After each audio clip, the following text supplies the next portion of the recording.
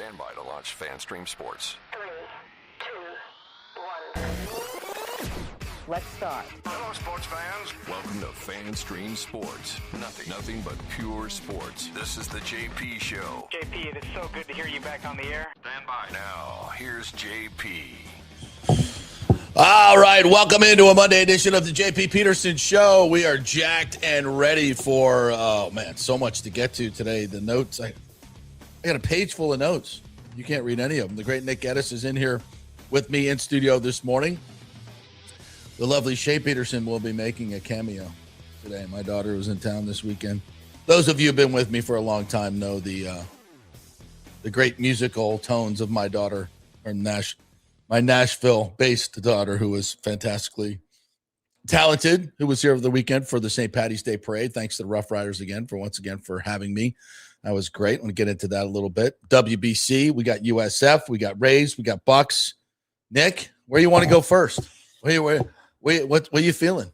It's a lot you could go to. You got your UCF Knights on. You're sporting. I've been supporting the USF Bulls on this show, maybe a little too much for my liking. And I said, you know what? Damn it, USF's in the tournament. But you know who also was in the NCAA tournament? Yeah, the school that I went to as well. Damn right. So yeah. I put it on a little today. Just gonna say we're a higher seed. Yeah, that's what happens when you play. That's what happens when you play in a big boy conference and get 20 wins in that one. Shots fired! But shots fired. Congratulations, being the community hero. It's awesome. That was fun. But yeah. I guess we should start with the tournament and USF winning the conference championship yesterday. Because it's one thing to win the regular season championship. Right. It's another to win that tournament and punch your bid for the first time in 13 years, 14 years? First time since 2012. Stan Heath's team did it as an at-large. First time since Bobby Pascal in 36 years when they won the Sun Belt Conference, oddly enough, in the same building. It's been a long time. And they've never won the regular season conference and the conference championship tournament, which these tournaments now are just, meh. But the pressure that was on them. Can you imagine working your ass off all year long? And these guys started working way back with beach workouts and just crazy stuff that Hodgson had them doing, but it toughened them up. And I've seen them play 4 times in person, watched a lot of their games on TV. And I tell you, this is one tough ass group. And they are elder statesmen. I mean, Isaiah Nelson is a grown ass man. And so is Wes Enos. He's a great grown ass man. Joseph Pinion. These are older guys that carry this team, and they are good. You do not, if you're Louisville, you want no part of USF. This is so ripe for that upset. I mean, I don't want to get way ahead of myself here, but they've got some injury issues. Louisville does, but and they're talented, but I don't think they've seen. Well, I don't know. I'm not going to say that. They've played a tough schedule, but USF's a really, really good basketball team, and I can't wait to see what they do. And he gets to go home. Talking about Hodgson. His dad has dementia and has never seen him coach. So now he gets to go home to Buffalo. And that's a really cool story. That's a great story. And then, USF being in the tournament is a great story. And also, Kennesaw State also being in the tournament. Yeah. Both of Amir's teams programs, that he helped build into what they are, both making the tournament, just over a year after his passing. That's a thing. Yeah. That's a thing. Yeah, it's a really cool karma thing. And Hodgson has been absolutely over the top every time. It's the first thing out of his mouth. Anybody asks about his question, about his program, he gives all the credit to Amir, which is really incredible. But this team and what Hodgson has done and the way he coaches, man, I just love it. I've been covering college basketball for a long time, and I've seen, up close and personal. I covered the ACC. And when I was working up in North Carolina, and that was when Krzyzewski and Dean Smith and the great coaches were all through the ACC. And look, Brian Hodgson is not Dean Smith or Mike Krzyzewski. That's not what I'm saying. But he coaches with an intensity that those guys have. I mean, you can see it on the sideline, and I love that. I'm not, I like my coaches fiery. I like them into it. I don't like them sitting on the bench just taking things in. I want them up and I want them into it. And this guy does not miss a thing. I love watching him coach.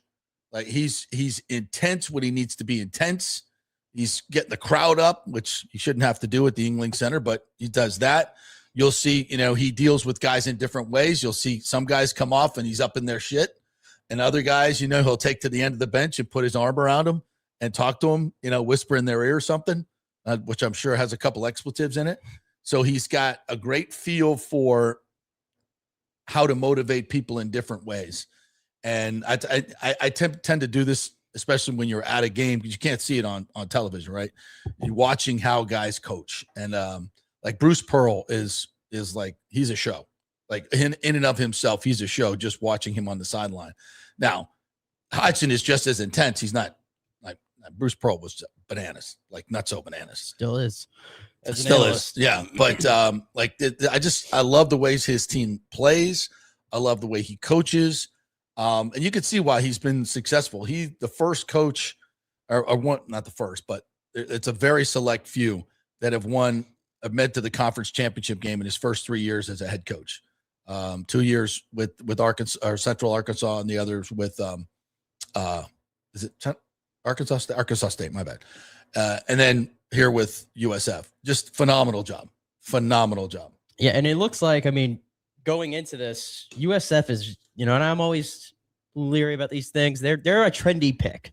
They're a trendy pick going into this game against Louisville, and obviously you'll have all week to break that down as we get closer. But I think my general feeling on that is Louisville is a bit vulnerable going into this tournament. Feels like it. Maybe not as all cracked up as they are, or they were made to be. And Michael Brown, their star guard, has been dealing with injuries. So, yeah, obviously you'll talk about that. But even if it doesn't work out for USF in the first round, this is still incredible. Yeah. It's still incredible. And it's the way they did it, in my opinion, is because, I was joking when I came on, UCF had to go through the Big 12, which is probably the best conference. Yeah. And the American, let's be honest, the American stinks. It's a one bid league. It stinks. Yeah.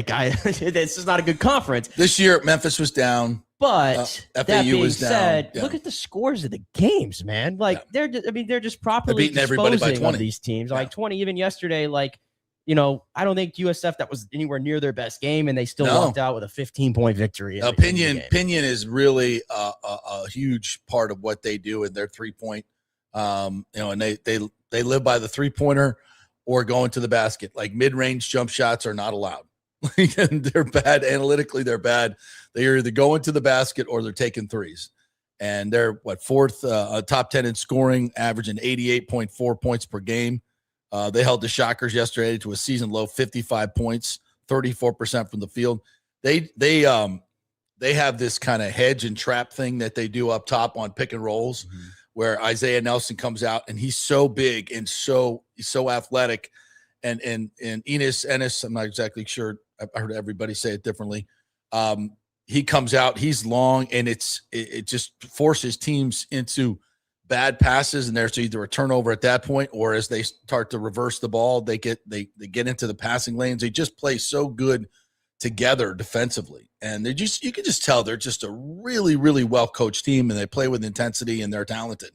So cannot wait. If not for the football team just not being able to finish the deal last year, we could have been talking about the best stretch of USF athletics, at least in the two major sports, and I don't know, at the same time, maybe ever. I don't know, if football would have been able to finish the deal and win their conference championship. They had a great opportunity to get to the playoff. That was one that slipped away. I think we'll look 100%. Back on it. This year got away from USF football, but for the basketball team, as I said during the run, and at that moment, they'll never have a better chance to get into the playoff. It's going to be difficult. With the schedule they had in front of them and what they had to do, they'll never. And the talent advantage they had last year over the other teams too.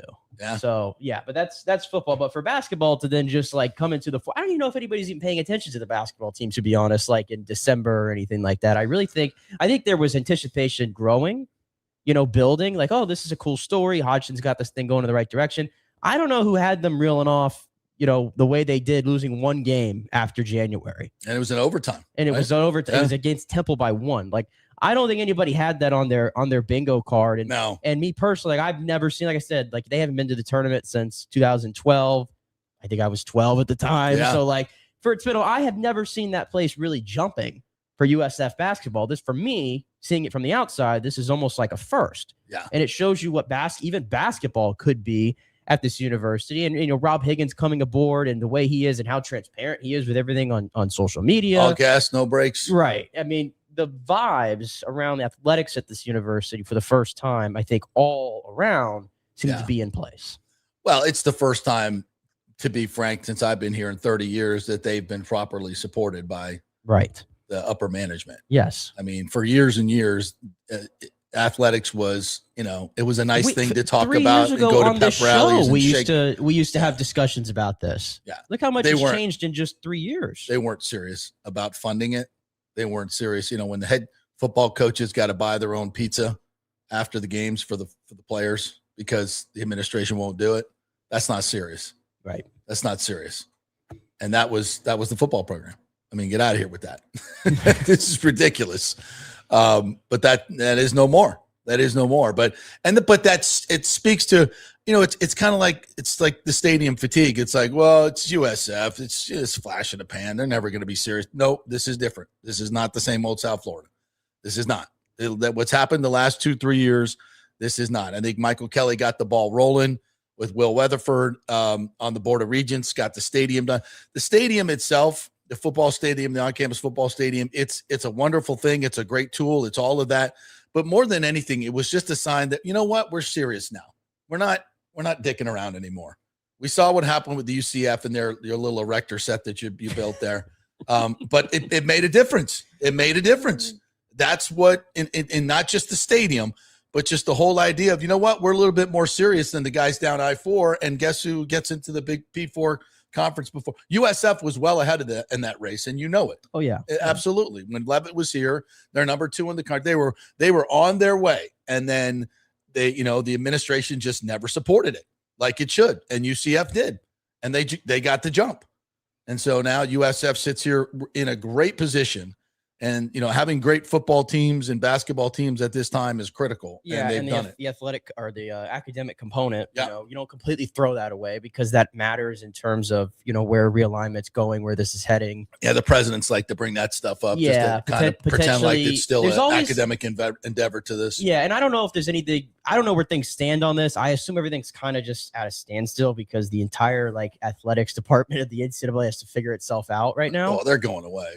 Yeah, probably. But they're already irrelevant. You see all these rumors about, USF and Big Ten. I think that's been out there now for a while. Yeah. I don't really know what's there of it, but I don't think anybody knows where it's going. But that's what I'm saying. I think there's so many things to figure out. You don't even know. So the only thing you can do is just to keep winning. And put yourself in position. It's all about timing. Make yourself when you desirable. talk about yes. UCF and USF, the difference is at the time that alignment was happening and all these different changes, they were in completely different spots in terms of success on the field and the sports that mattered. Timing is about it. If USF was doing better on the field that time, USF would probably be in a better spot. Absolutely.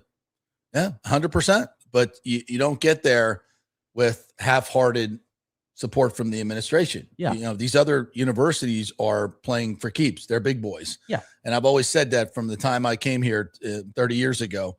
And having covered Florida State for 14 years intimately as a beat reporter, and obviously in also University of Florida, watching how these universities go about their business. And then I came to this and I'm like, wow, y'all really act small time. Everything is small time about your athletics, everything. And I was shocked, honestly, the trailers and everything. I'm like, wow, okay, good luck keeping up. But they finally got serious, and this is what you get. You get great moments like this that the community can rally around, and I'm here for it. And I don't think, and with Rob Higgins, I don't think they're backing up, at all. No. And they ain't going anywhere. They ain't going anywhere but up. And who knew? And USF included in this. I mean, who knew that? Was it 2 years ago or 3 years ago in the tournament that we had the FAU Miami in the Final Four? Yeah. And we were spending so much time talking about, look at Florida basketball and everything. Yeah. Florida's got a number 1 seed. And then this year, right here in Tampa, Florida is number 1. They lost to Vanderbilt in the SEC tournament, which I think is the best thing that could have happened to them. Yeah, I agree. Absolutely. I agree. Get reset, take a couple of days off. You're still a 1 seed. You're coming to Tampa. It's absolutely the best. These tournaments are bad for teams like that. Would they save themselves 2 games or 1? 2 games. Yeah. They say, 2 high intensity back-to-back games.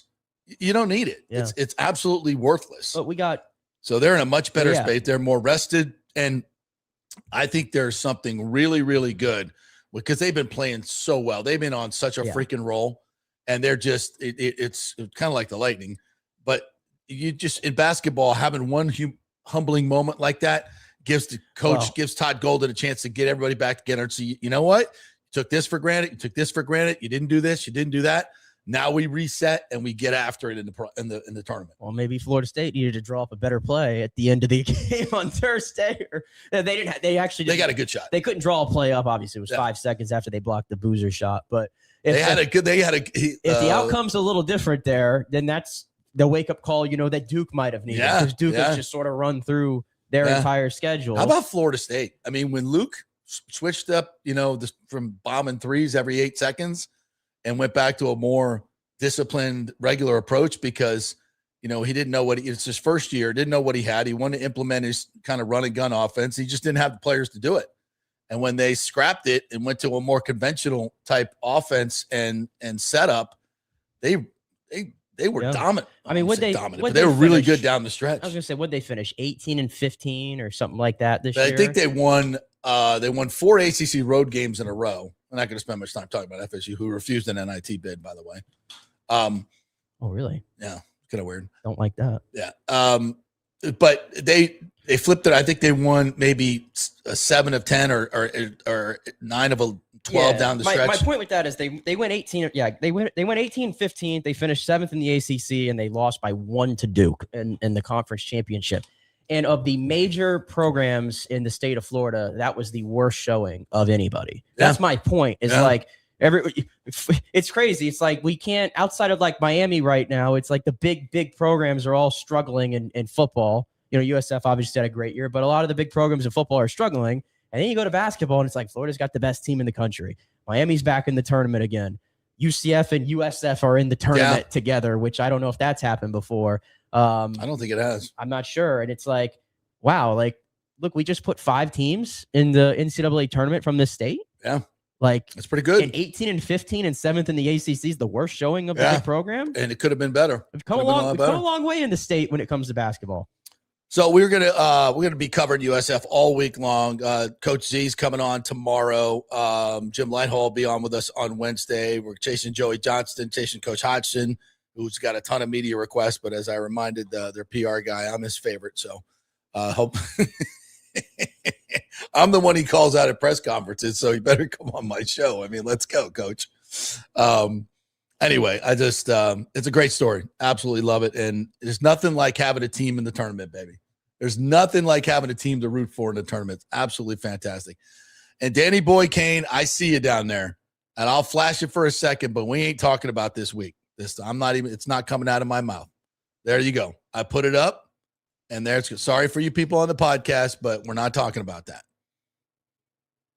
We're not. Don't give me that grin. I don't want to talk about it either. We're not talking about it. It's disrespectful. It is disrespectful. Let's live in the moment. We're living in the moment. And we ain't talking about anything else. I ain't going to ask him about it.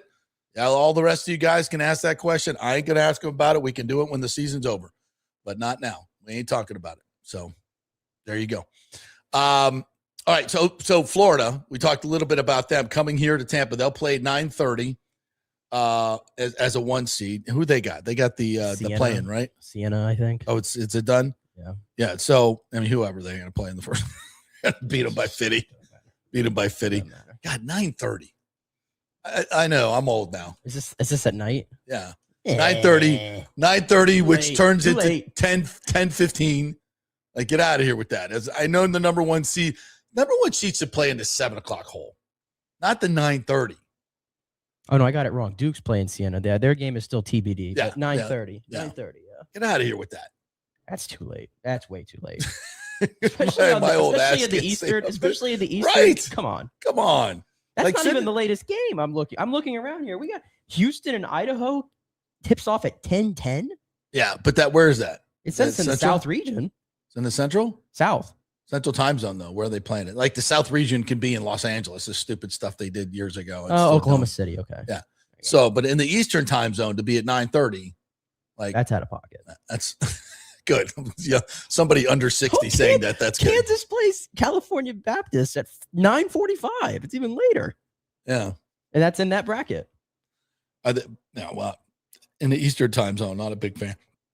But Florida's got a tremendous basketball team. I mean, hell, they went back-to-back in, 07 and 08, right? Mm-hmm. Billy Donovan, I covered that team, went on the road with them, and they were absolutely fantastic. This team, I wouldn't put it in that category just yet, but and everything's so different, when that was basically the same team that went back-to-back. This is not, which is even more impressive for what Todd Golden's doing there. All right, I'm going to get to some other things here real quick. WBC last night, USA and DR. Did you watch? Were you working last night, or did you get a chance to watch this? I was watching. Man, what a baseball game. What an atmosphere. That's just, I don't know. Going back to regular Major League Baseball is going to be kind of a letdown after that. I don't know. There are people that are literally watching spring training willingly, today, later. I can't do it. It's for the weather and the beer. I don't know. It's I can't do it. The lack of intent. Like Junior even coming back to spring training. Like, what's that like? I don't need to. I got to be honest. Just, Junior, just take a seat. You're good. You're good. You're warmed up. You're fine. Don't pull an oblique. You're fine. Maybe take some hacks in the bullpen, maybe, or in the batting cages. Yeah, you're good. Just relax. Take some time. But last night against Skeens, who's just blowing everybody away, just untouchable. And then he takes a 2-strike sweeper that I swear was off the plate, off the plate away. It was like a bad pitch by Skeens, and that's not where you typically see a sweeper, but it was good in that it didn't look like it was ever going to it wasn't it didn't hang it. No, it was just drifting so far into the other batter. How do you hit that for a home run to left? I have no idea, but we are dealing with an absolute you can't put your body. That's all hands at that point. Yeah, and you contact I don't even know how you do it. You're hooking that ball off the barrel of the bat. I mean, well, did you see the game before? Was it Friday night or Thursday night where he had a pitch that literally almost bounced? Yeah. It was so low. Yeah. And he golfed it, one hop the wall for a double. He can take bad pitches. He's Vlad Guerrero-esque in the way that he can. Yes. He can put the barrel on the bat in any position wherever that ball is. And that's what makes him so incredible is that he doesn't have a cold zone. It doesn't matter where if Skeens can throw a sweeper off the plate in the other batter's box and he can hook it to left for what pitch is safe? What pitch is safe at that point? None. That's what I'm saying. That pitch right there, you can't hit that for a home run. That's not the desired effect that Skeens wanted on that pitch, but still, it shouldn't hurt you. No. Because still, what are you going to do with that pitch? Okay, so if you're playing in Yankee Stadium and you can hit a pop fly to right field and put it out with that where that pitch is. Completely hooking it the other way. What? How do you even do that? You see the look. Skeens was like, what the hell just happened there? I don't know, but when I watched it, I was filled with such pride in the fact that this guy is property of the Tampa Bay Rays and on the payroll for a long time. Forever. Hopefully forever. I tweeted that last night. I was like, lifetime contract. Everybody did. Get it done. And I also remind myself, he is 22 years old. Yeah. We're not even seeing the peak anywhere close. Ken Babby sat right in that seat a little over a week ago and said, we've had conversation. He basically defers all baseball questions to Neander. He's like, he knows he's not going anywhere. Yeah, everybody should. He's going to be the face of the franchise. Same wavelength with this. He is going to be the face. I said face of the franchise. He said absolutely. Yeah, and the Cleveland Guardians should be absolutely kicking themselves over the just seemingly throwaway trade they made. I had the name the other day and it escapes me. They traded him for somebody you never heard of and will never hear of. Who was in Double-A as a relief pitcher. Tobias Myers. Who is he? He's still in the major. He's a solid arm in the majors right now. But he ain't Junior Caminero. No, he's not. I thought it was somebody else. I don't know what I was thinking, but anyway, it was a bad trade for them. Yes, very, very bad trade for them. But what a game last night. And if we're being honest, that is not the way you wanted to end that game. That pitch was to Perdomo, who's a ninth hitter, tying run on second. I mean, he should have been standing on first base. Mason Miller threw a ball that was 4 inches below the strike zone. And if we had ABS, as Derek Jeter said on the postgame show, we're going to have ABS challenges over the next World Baseball Classic because to have a game like that and like that sucks ass. That's terrible. Okay. Come on. I hear you. I think it's become very popular, and I've been a part of it too, to dump on these umpires for the job that they're doing. And I would tell you that there were a lot of bad calls in that baseball game. Yeah. Okay. In fact, I've been watching a lot of the WBC, and I see a lot of bad calls, almost kind of uncharacteristically, to be honest with you, from some of these umpires. But this isn't anything different that we haven't seen in baseball for the 150 years or whatever that's played. I mean, bad calls get made all the time. I know. There's moments that get spoiled because of bad calls. And also, the Dominican Republic and the greatest lineup ever assembled, I was told, had 8 2/3 of an inning to do something. In fact, if you go back and look, 4th inning, they had the bases loaded. They got nothing. Yeah. The 5th inning, they had runners on 1st and 2nd with 1 out. They got nothing. The 7th inning, they had runners on 2nd and 3rd with 1 out. And they got nothing. Bednar got out of it. And then in the 9th inning, they had a runner on 2nd with 1 out.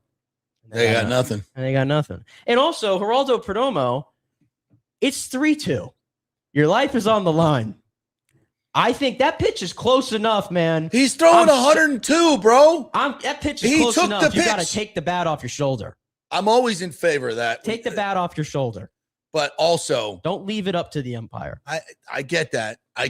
But maybe it's the USA colored glasses that I have on right now. I get that, but he followed that ball. He tracked it perfectly. And he knew it was spinning. And if he swung at it, he was swinging over it. He was. You ain't going to touch that pitch. That slider at the bottom of the zone down there, it disappeared. There's no way he was going to touch it. I'm telling you, you can't hit that pitch. And he followed it right. Listen, I'm not here to hold the water for the Dominican, but if that's an American player, we're all losing our brain.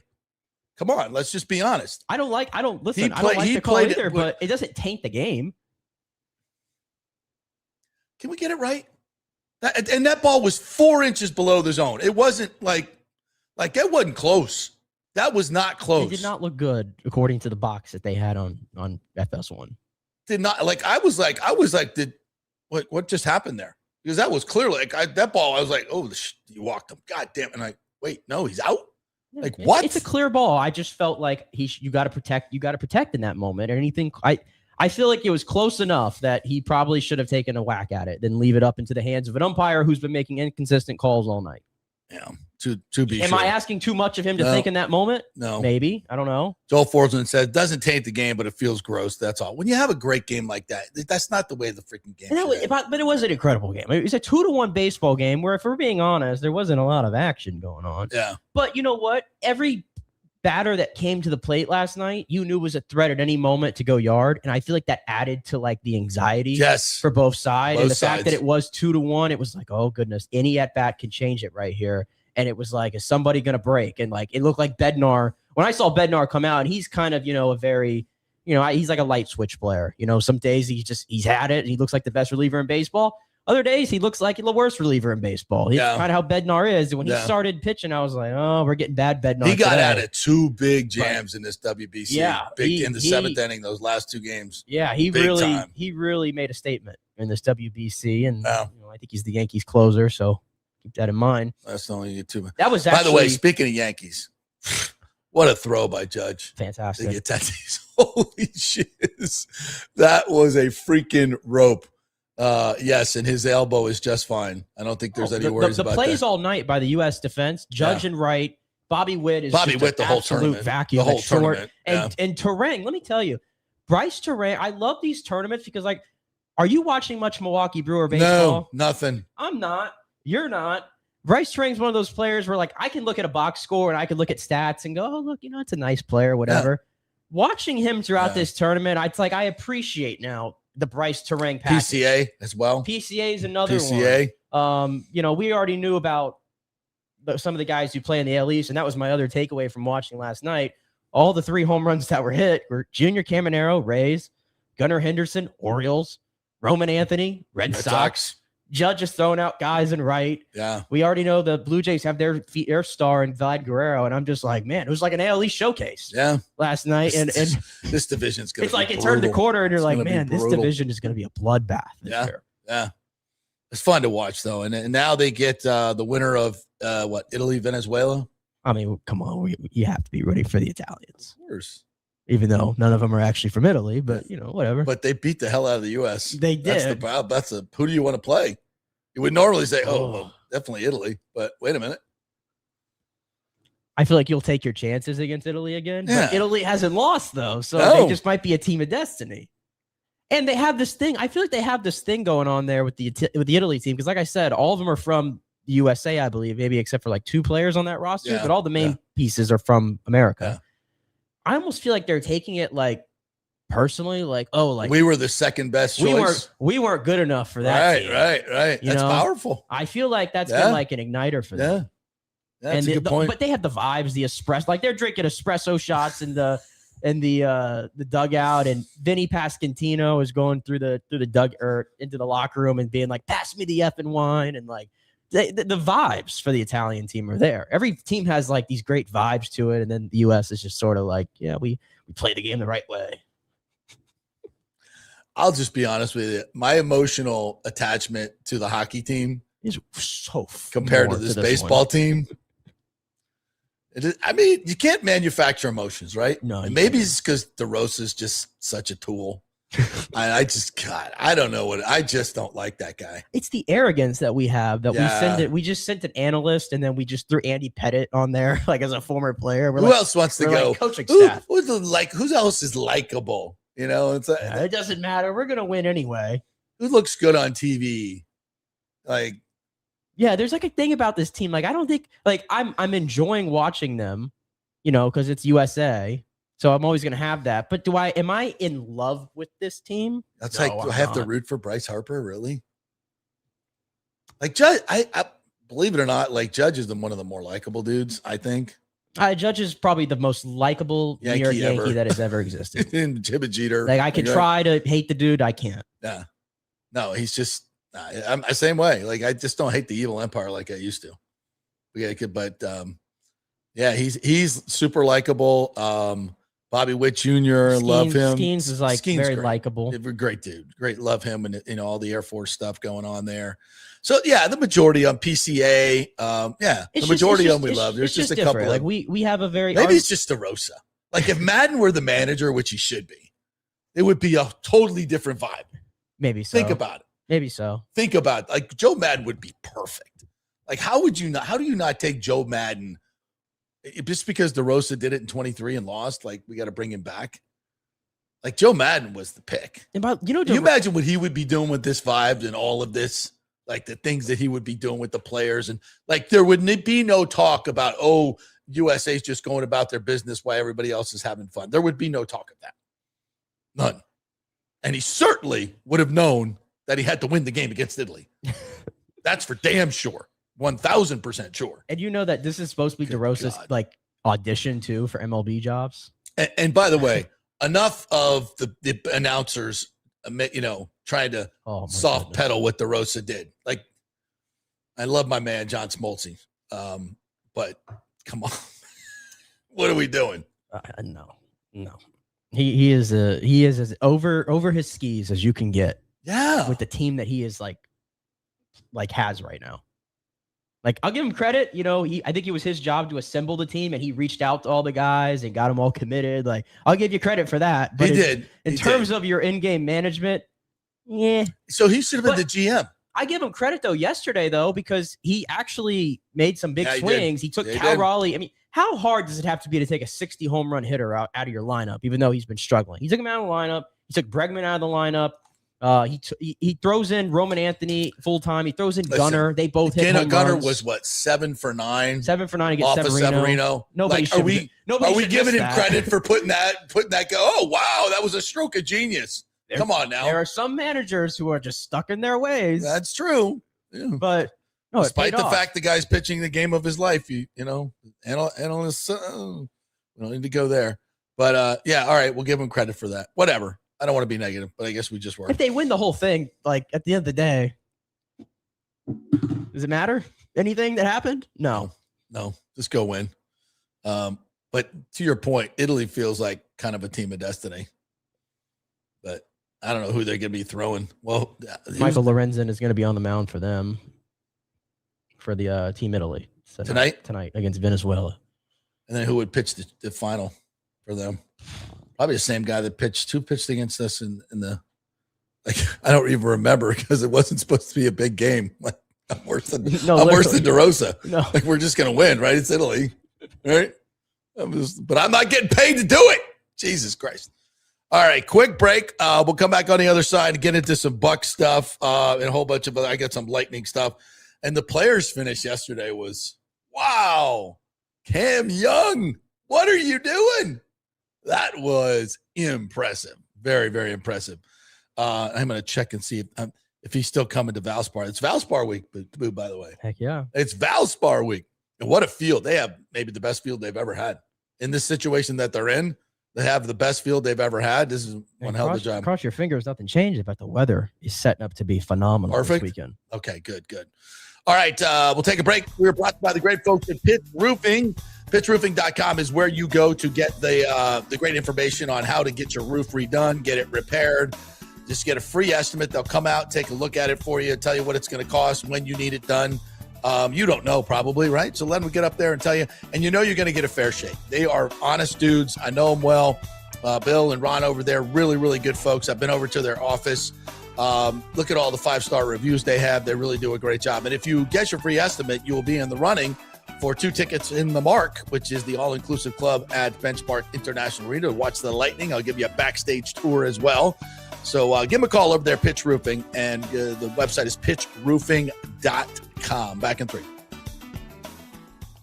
Here for Pitch Roofing, one of our new sponsors and the most reliable and honest roofers in the business. They love the Lightning, and Bolts fans be entered to win a pair of premium Mark Club seats with every free roofing estimate from Pitch Roofing. Seats include food and beverages, early access, premium entry, and a backstage tour of Lightning Vision with yours truly. Always get 2 to 3 estimates when replacing your roof, and be sure to include Pitch as one of those roofing companies. With a free estimate from Pitch, they're not trying to hard sell you. They educate you on your roof and the process.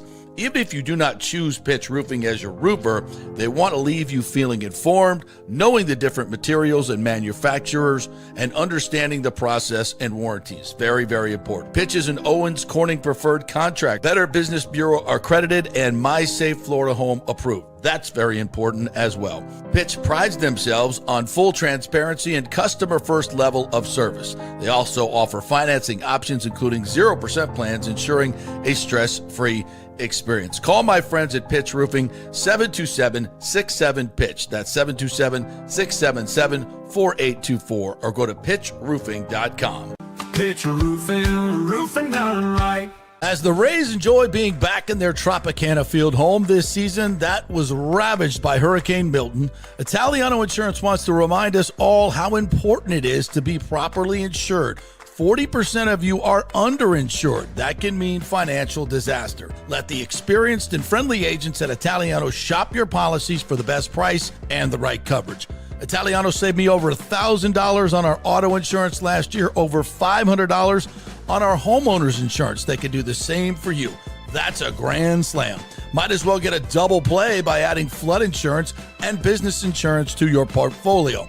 Cost less than you think, and trust me, you do not want to risk your home or personal wealth. That's a whiff. So step up to the plate and call 813-877-7799 and chat with our all-star agents at Italiano Insurance, or call our Boca Grande office at 941-964-0400. JP here for Riveters, the official sports bar and grill of the JP Peterson Show. We're located just south of Ray J and Steinbrenner Field, so it's a great pre- and post-game spot, and the happy hour is amazing. Monday through Friday, 3 to 7. Check out these specials.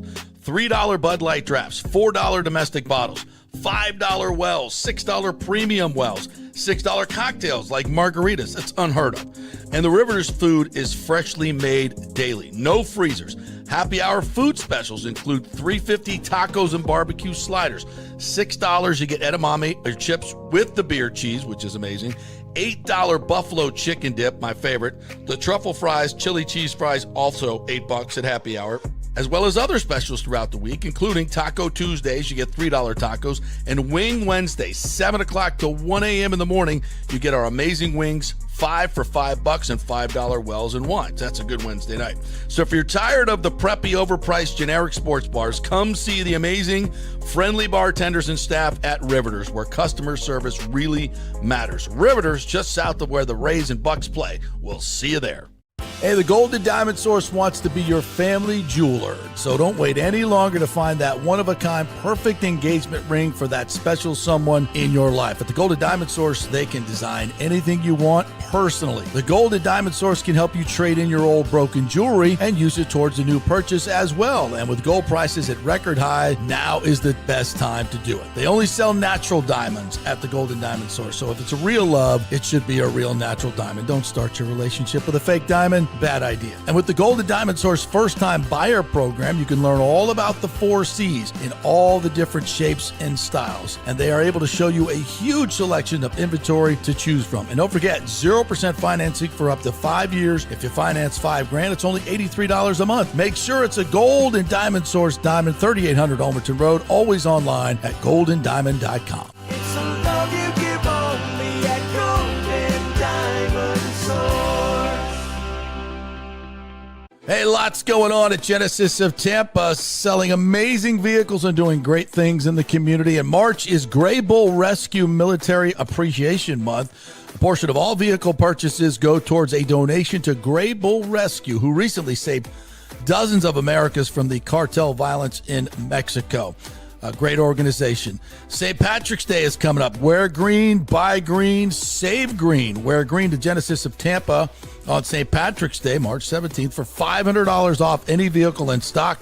Buy anything green that's green in color, the cars, SUVs, you get $1,000 off. Also, buy a vehicle between March 14th and 17th, and you'll be entered to win a trip to Ireland on us. How about that?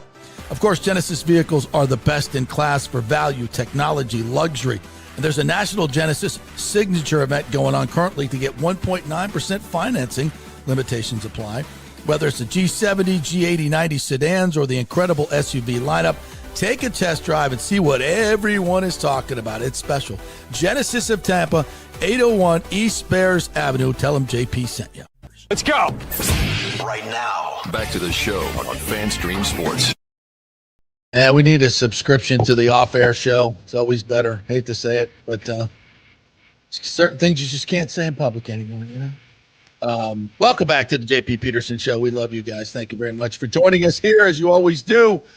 Brought to you by the great folks at Riveters. Even though we do say almost everything we do, we have to somehow reword it at times, but we do say just about everything here. We try to be independent journalists as much as we possibly can in this world, or commentators, I should say. Anyway, welcome back.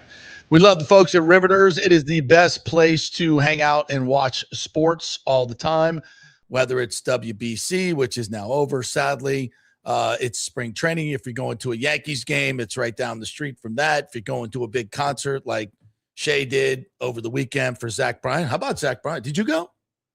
No, I went to the one in 2024 at Jacksonville, right? No, here in Tampa. Oh, I don't remember much of it. Okay. So I thought it was a good idea not to go back again. Baker was out there for the big finale. Yeah. We haven't heard much from Baker lately, but he was up there singing with Zach. He was having a good time. That's my quarterback.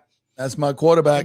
When you think you're out, he pulls you back in. I know, right? So what's Zach wearing the big Florida Gator shirt, though? Yeah, that drew. What are we doing there, buddy? Drew a negative from me. I heard it was. He almost played for 3 hours. Yeah, Shay said I might have her come in. She might be coming in do a little review. What's that? That's a long time. I gotta be honest. Like, I don't know how you feel about concerts, but like 3 hours is a little too much for me. Hell no. It's a little too much. Springsteen used to play for 5 hours and take a 45-minute intermission in between. Ugh. It was awesome. Gross. It's the greatest thing ever. Get out of here with that. No, it's fantastic. That's the way all concerts should be, especially with the money. I used to pay $17 to go see Springsteen. He played for 5 hours. Now you pay $1,700. You're lucky if you get an hour and a half. Boy, he's like get out of here with that. He's like 75. Well, no, I'm talking about any other show. Any other show. Remember, kids? We used to pay $15 to go see Molly Hatchet and they play for 4 hours? 2 hours to 2 hours to 20 minutes is my get sweet out of spot. here, millennial or whatever you are, Gen, whatever you are. What are you?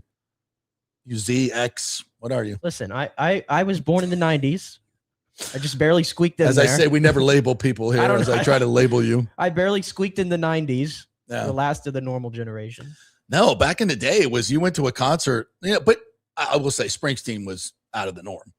But I went to, I saw Elton John and Billy Joel play till about 2 a.m. at the old camping with the old Citrus Bowl. I just would get tired of it at some point. No, you don't get tired of it. Burned out and I'd be tired. You're still screaming for Rosalita. 5 hours later, he hadn't played it yet.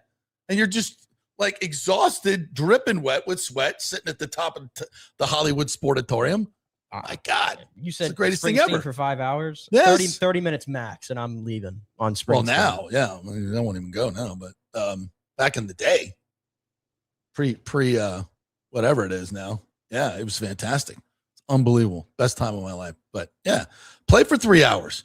Play for 3 hours. Damn right. For the ticket price we're doing, You know, you make should a be good, 4. You make a good point about the ticket prices. Yeah. You know what? Fine. Play We were away. just talking Play about away. what's happening to your wrestling. Oh God. We had a wrestling. Don't get me started. Here we go. Yeah, was it Tim Ham? No, that's not it. Where's the wrestling? Oh, here it is. Lonnie Wilkins said, Nick, the USA baseball team is the Cody Rhodes of the WBC. Cody went rogue, huh? Well, Cody didn't go rogue. Cody, no, he's the new champion, right? Cody, yeah, shocker. You know, Cody's got the championship around his belt again. Yeah. His waist again. Yeah. You know, he's main eventing WrestleMania again. Yeah. Yeah. So what's going on in wrestling? I told you I'd give you 30 seconds to rip him. Randy Orton, you know, turned heel the other night, Friday. He left Cody a bloody mess in the middle or outside the ring, rather. You know, further adding to the build up to WrestleMania, which is coming back to Las Vegas next month. Overpriced, overrated, just blah, all of it. So who ruined it? This new company? This new company, TKO, they merged with UFC to create this one big company called TKO. UFC, by the way, not doing great either. Is Dana White running the big company? I mean, Dana White, I'm just still obviously a big player, but he now answers to somebody above him. Same thing with WWE answering to those above him. We got ads in the ring, which I can't stand. We got WrestleMania in Saudi next year, which is sounds lifeless to me. Right. The shows stink. They're overpriced. You know about value for your time? The pay-per-views. They had the Royal Rumble or the Elimination Chamber last month. They had 4 matches on that card, and you took up 3 hours plus of my time for 4 matches. Wow. Rick says to you, hey, wait until your daughter drags you through Disney and wants to leave early after paying $400. I missed that. Can we see it again? Down here. Back in the day, we used to have annual passes at Disney when Shay was young, and we'd love to go back, and when she was older, we'd go back all the time. And just, you know, now it's like ridiculous. Like it takes, if you want to spend a few days at Disney, it's like $20,000. Like every decent hotel in Disney's $1,000 a night. $1,000 a night. Yeah. That's crazy. See, and I hate going to Disney like just by myself because it's stroller USA. Yeah. And I hate strollers all over the place. But now that I have a kid, I understand. Gotta have them. I understand you gotta have them. That's your war wagon, baby. But you're in the way. You're in the way. I got wipes in there. I might have a little vodka in the bottom for those needs when you have to sterilize something. Yeah, I mean you got to have that diaper bag, man. That was your lifeline, your ointment, that stroller was your lifeline. Yeah. Absolutely, the war wagon. Let's go. All right, back to. By the way, it didn't even really set up the show here today. Orestes is coming in for the second hour. I got to take Shay to the airport this morning.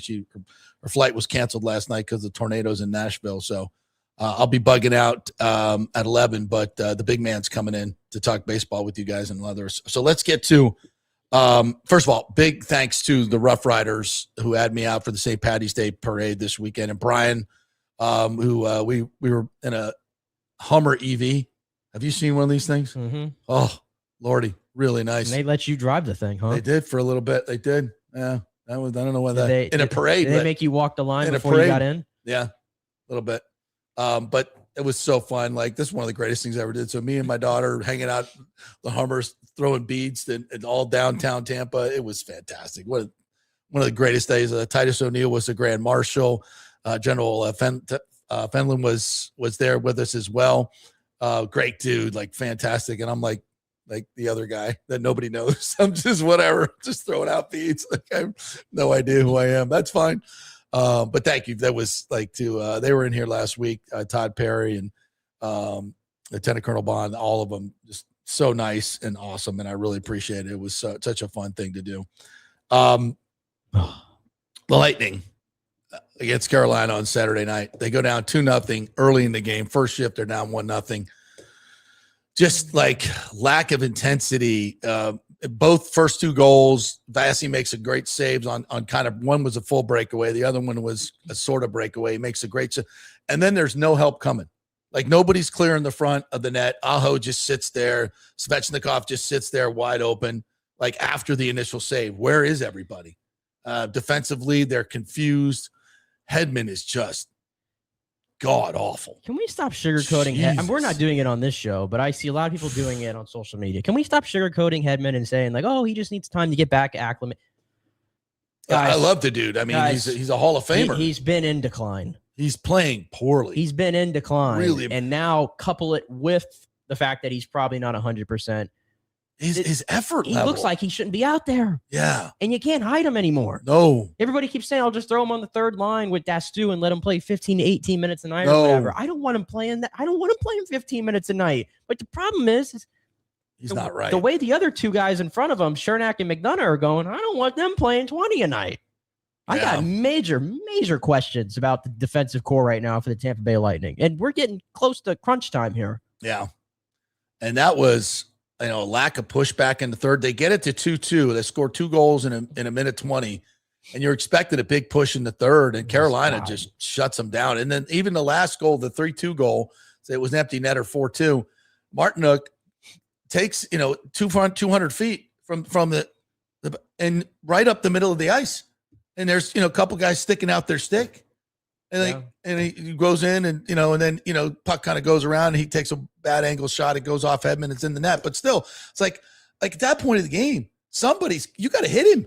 Like he's coming across, just skating down the middle of the ice. Like it's the Olympics. He's going to do a triple Salchow at the blue line. Yeah. Like, what are we doing? It's like 3 weeks ago, 2 weeks ago, 3 weeks ago, whatever it was. We're talking about Kucherov winning the MVP. We're talking about Vasilevsky winning the Vezina, Cooper winning his first Jack Adams. Fast forward, are the Lightning going to make the playoffs? Like all of a sudden, they're 6 points out of the playoffs. Like they're +6, and they're 4. It's 4. Is it 4 now? It's 4. Jesus. Look at on Sunday. Look at the standings this morning. The Lightning have 84 points. The Red Wings and the Bruins have 80. They're the last 2 in? Yes. Jesus. And you could say the Lightning have a game in hand or 2 games in hand, but if you just keep losing, it doesn't matter. It's like mirroring the Bucs season. Yeah, we are on the verge of and I don't think, and I'm telling you, like the way things are going right now, like they're not doing they're not doing one thing well. It still is like, I'm waiting for him to like turn a corner, show some signs. They're not doing it. Yeah. I'm not panicking yet. We still have the best coach in these guys, but he'll figure it out. I just don't know what you do with the back four on your defense. I don't know how you do it. I mean, I saw Hedman playing with Chernak the other night. Please, I can't see that ever again. David Terry said Hedman's got to sit. He's a liability at the moment. The problem is you can't. They won't do it. Cooper will never do it, and there's nobody to sit. Carlisle now is out for basically the season. Yeah. You'd have all of a sudden you're in Lilleberg. Crozier's out. Carlisle's out. I don't trust Lilleberg at all.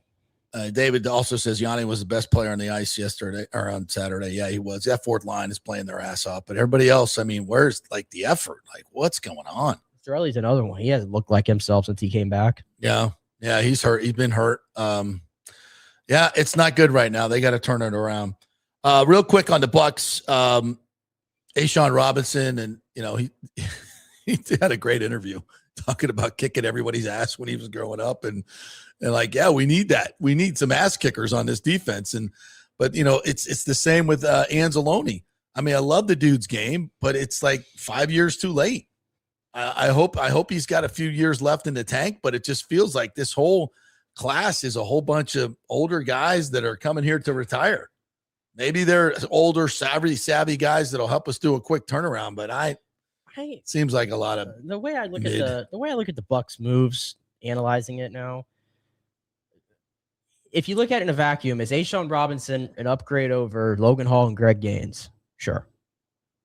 Is Alex Anzalone? I don't know about Logan Hall, but all right. He's a better run defender than Logan Hall, and that's what they needed more so than what Logan Hall does. Okay. Well, Logan was playing out of position, so whatever. Right. Is Alex Anzalone an upgrade over what they had at linebacker the last couple of years? Yeah, but everybody is, right? Probably, yeah. And so when I look at Anzalone, then it goes down to fit. I don't think Alex Anzalone is a good fit for this defense. He's 30. He's going to be 32 years old when the season begins, I believe. 9 years in. There's a lot of wear and tear on that body. He had injuries earlier in his career. He had injuries in 2024. He's decent in coverage and everything. He's not going to be out of position, like maybe Servassier was. That's a plus. He's going to be like a quarterback in the middle of that defense. That's great. All the intangibles. Like I'm with you on all that. I got you. But I needed the Bucs to get better. They need to upgrade their athletic profile on their defense. Yeah. And what I've seen right now is, even though I think A'Shawn Robinson is going to fill a role better than what Logan Hall did, at the end of the day, he's slower than Logan Hall. And Anzalone is not exactly, I would say, quick at this point. And it's not. We didn't get younger and faster. At any point. Did we get younger and faster anywhere on defense? No, I mean, it was the only 2 additions so far. No. That's my point. It's like, and even on offense, like, is Gainwell an upgrade over Rachaad White? Not as good of a pass blocker, but based on what he did last year in Pittsburgh and the role that he got, yeah, sure, you can sell me on that. Like, I think the Bucs got better, but did we? We lost Mike Evans. That's true. That's true.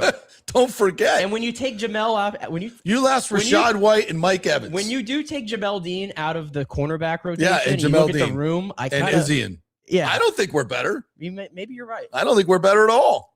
They got better at some spots, but maybe at the end of the day, what's their ceiling? 8 to 10 wins again, wild card exit. Like, that to me is like they're still in that spot, and that's. Would you rather have Devin Lloyd and Jalen Phillips? Of course, I wouldn't be paying Jalen Phillips $30 million. No, I wouldn't either. Well, but that's insane. It's not my money. It's not my money, but I think that's insane. I don't know. We'll see. But, at least that's a guy you say, oh, you know what? He was hurt for 2.5 years. He's got a great profile. He played really well with the Eagles last year, really well. So you're like, okay, you can argue upside. You argue upside on A'Shawn Robinson. I shouldn't have said that because he will kick my ass.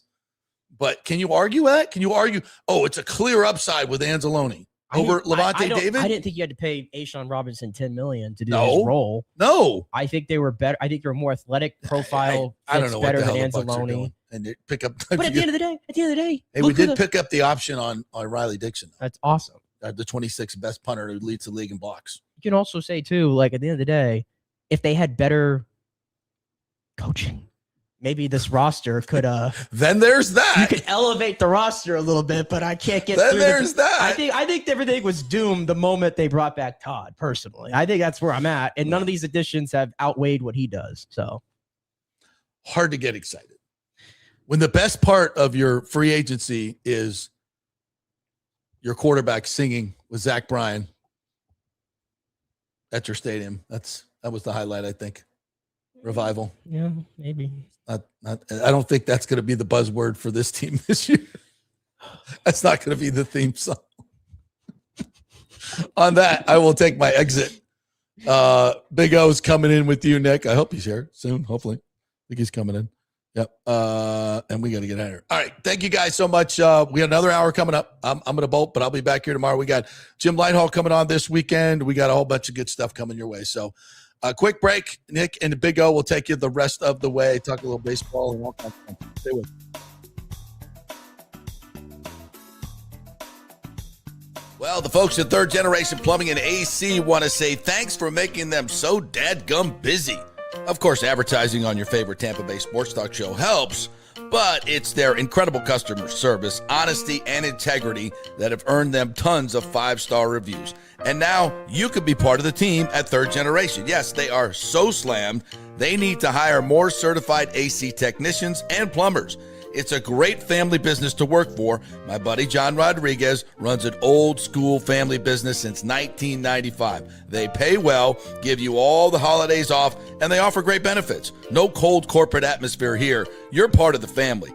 If this sounds cool to you, call them and apply at 813-961-8024, or you can email your resume in at thirdgenerationplumbing.com. Just go to the website, you'll see the button, email them, or call them at 813-961-8024. And don't forget about the $169 yearly maintenance special. It's a no-brainer, guys.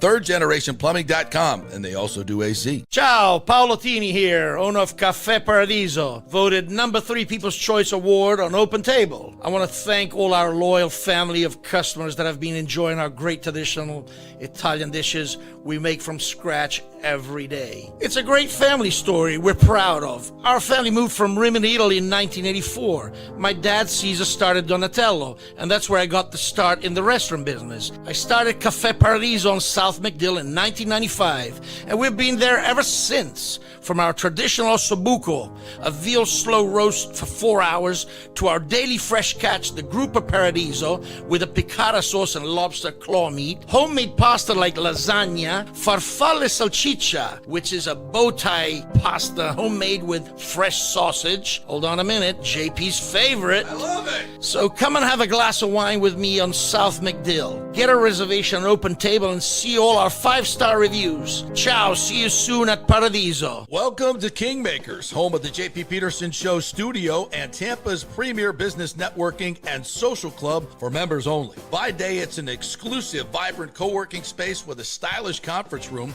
focus rooms, a full production studio, and an in-house marketing team. And by night, Kingmakers transforms into a sports-centric social hub with a full sports bar, golf simulator, and exclusive events. For young entrepreneurs and seasoned professionals, it's the perfect place to work hard, play hard, and make big moves in Midtown Tampa. Close the deal, celebrate the win. Only at Kingmakers. Become a member today at kingmakerstampa.com. Your business, your club. Sports fans, it's time to gear up. Head to fanstreamsports.com and check out our brand new merchandise store. We're talking bold t-shirts, 3/4 zips, hoodies, hats, mugs, and more. Everything you need to rep your favorite shows and your favorite crew. Whether you're rolling with the JP Peterson Show in Tampa Bay, From the Rough in Dallas, the Tim May Show featuring Clay Hall, or the Jeff Thidoff Show in Ohio, or any of our FanStream Sports original programming, we've got the perfect look for game day and every day. So don't wait. fanstreamsports.com. Click merch and grab your gear now. Wear the stream, live the stream, fanstreamsports.com. Hey, JP here for my concierge medical professional, Chris Lugo, PA. You've heard him on the show for a couple of years where he shares invaluable medical, nutritional, and supplement advice. With Chris, it's like having a medical provider as your best friend. What I love about this concierge service is the convenience and support he offers. I can text or call him 24/7 with any questions or concerns, and he'll promptly call in a prescription if needed. No office visits or copays required. It gives me peace of mind knowing I have someone genuinely invested in my health, not just focused on insurance profits. And the best part, the Bay Area Modern Medical Center's personal concierge service is more affordable than you might think. Don't let insurance companies dictate your health care. Take control of your health and wellness today. Visit BAMMC.com for more information and to schedule your initial free consultation. Empower yourself and take charge of your personal health with BAMMC.com. They gave us the touchdowns, the tackles, the unforgettable moments. Now the NFL legends are teeing it up for a cause that matters, caring for kids. Join the Tampa Bay NFL Alumni Association annual golf tournament on Monday, March 16th at Carrollwood Country Club. Spend the day golfing alongside former NFL stars who play the game at the highest level. The day includes complimentary breakfast, luncheon, and award ceremony. The winning team will get an expense-paid trip to Tucson, Arizona to compete in the Super Bowl of golf tournaments. Register today at givebutter.com/QLHP3I. That's givebutter.com/QLHP3I. Or call James Ridley at 813-773-5723. 813-773-5723. Sponsor limited. Register today. Monday, March 16th at Carrollwood Country Club. Play golf, meet legends, impact local kids. Sponsorship still available. Let's go. right now. Back to the show on FanStream Sports. All right, welcome back to the JP Peterson Show. Here, we're going to continue on. JP had to cut out to go take his daughter to the airport, so I'm going to take us home here for the rest of the show. Started talking about the Bucs there a little bit at the end of the first hour, and I wanted to sort of expand on it a little bit, and I saw some comments in here as well, so I'm going to get to those as well here too. But at the end of the day, like, the question is, like, did the Bucs get better after the first wave of free agency? And it's a difficult one to answer because, as JP sort of mentioned to me, like, at the end of the day, you did lose Mike Evans, even though it became pretty clear now that Mike Evans was not interested in coming back to Tampa Bay. But you lost him, and taking his presence away from the offense, even though their wide receiver room is much more equipped than others to handle the loss of Mike, you still don't have an X or a natural X receiver on the roster right now. And I don't know if you're going to be able to find that in this offseason. So you do take a hit there, as much as I was okay letting him go. And I said this many times, and that turned out to be a big if, they were willing to put more resources into the defensive side of the ball. And they're going to address a lot of these things in the draft. And that shouldn't be surprising necessarily. But you wanted to see them add some proven commodities. And they did not get that done really in the edge market in terms of a true needle mover guy. Al-Qadim Muhammad, career year last year, 11 sacks, going to be 31 years old, I believe. He was a good compliment to Aiden Hutchinson last year in Detroit. You got him for a reasonable deal. Like, I like the move. I don't like the move in that he's the only one that was added. And so I don't think like he's going to be a starter. And if he is a starter, then to me, like, I think you've whiffed. I just don't think he's that guy. I think he brings a lot of helpful things to the room. And if you were just selling me on he's an upgrade over Braswell, of course, and he's an upgrade over Nelson, of course, like, I get all that. But if he's a starter, like, to me, like, that's just, it's not good enough. And I say this knowing they're going to draft somebody at 15 or whatever, or they'll double up maybe in the draft at edge rusher. That's fine. I wanted to get more proven, number one type guy. And they maybe made a run at some of these guys and they didn't land any of them. So I think that's where a lot of the disappointment comes from. As I said, with Ajon Robinson and Anzalone, are these upgrades over what they had? Sure. But where is it taking the Bucs as they currently sit right now? To me, they still are in that sort of, they could win 8 games, they could win 9. If everything goes the right way, they can win 10 and still win a division that I still don't think has necessarily ready to turn a corner yet. The other teams, even though they made some moves, especially Carolina getting aggressive, I still don't think Carolina's there yet. But in terms of trying to get with the best teams in the conference, nothing they've done has suggested they're going to get there. Nothing they've done. And so now we wait to see what the draft brings. And clearly it's going to be edge. It's going to be linebacker, of course. And that's the other thing. When you speak about linebackers, so far, Alex Anzalone was the only one that has been signed. I don't know what's going on with Lavonte David. I think I've made my thoughts pretty clear on this show. Love Lavonte. How could you not?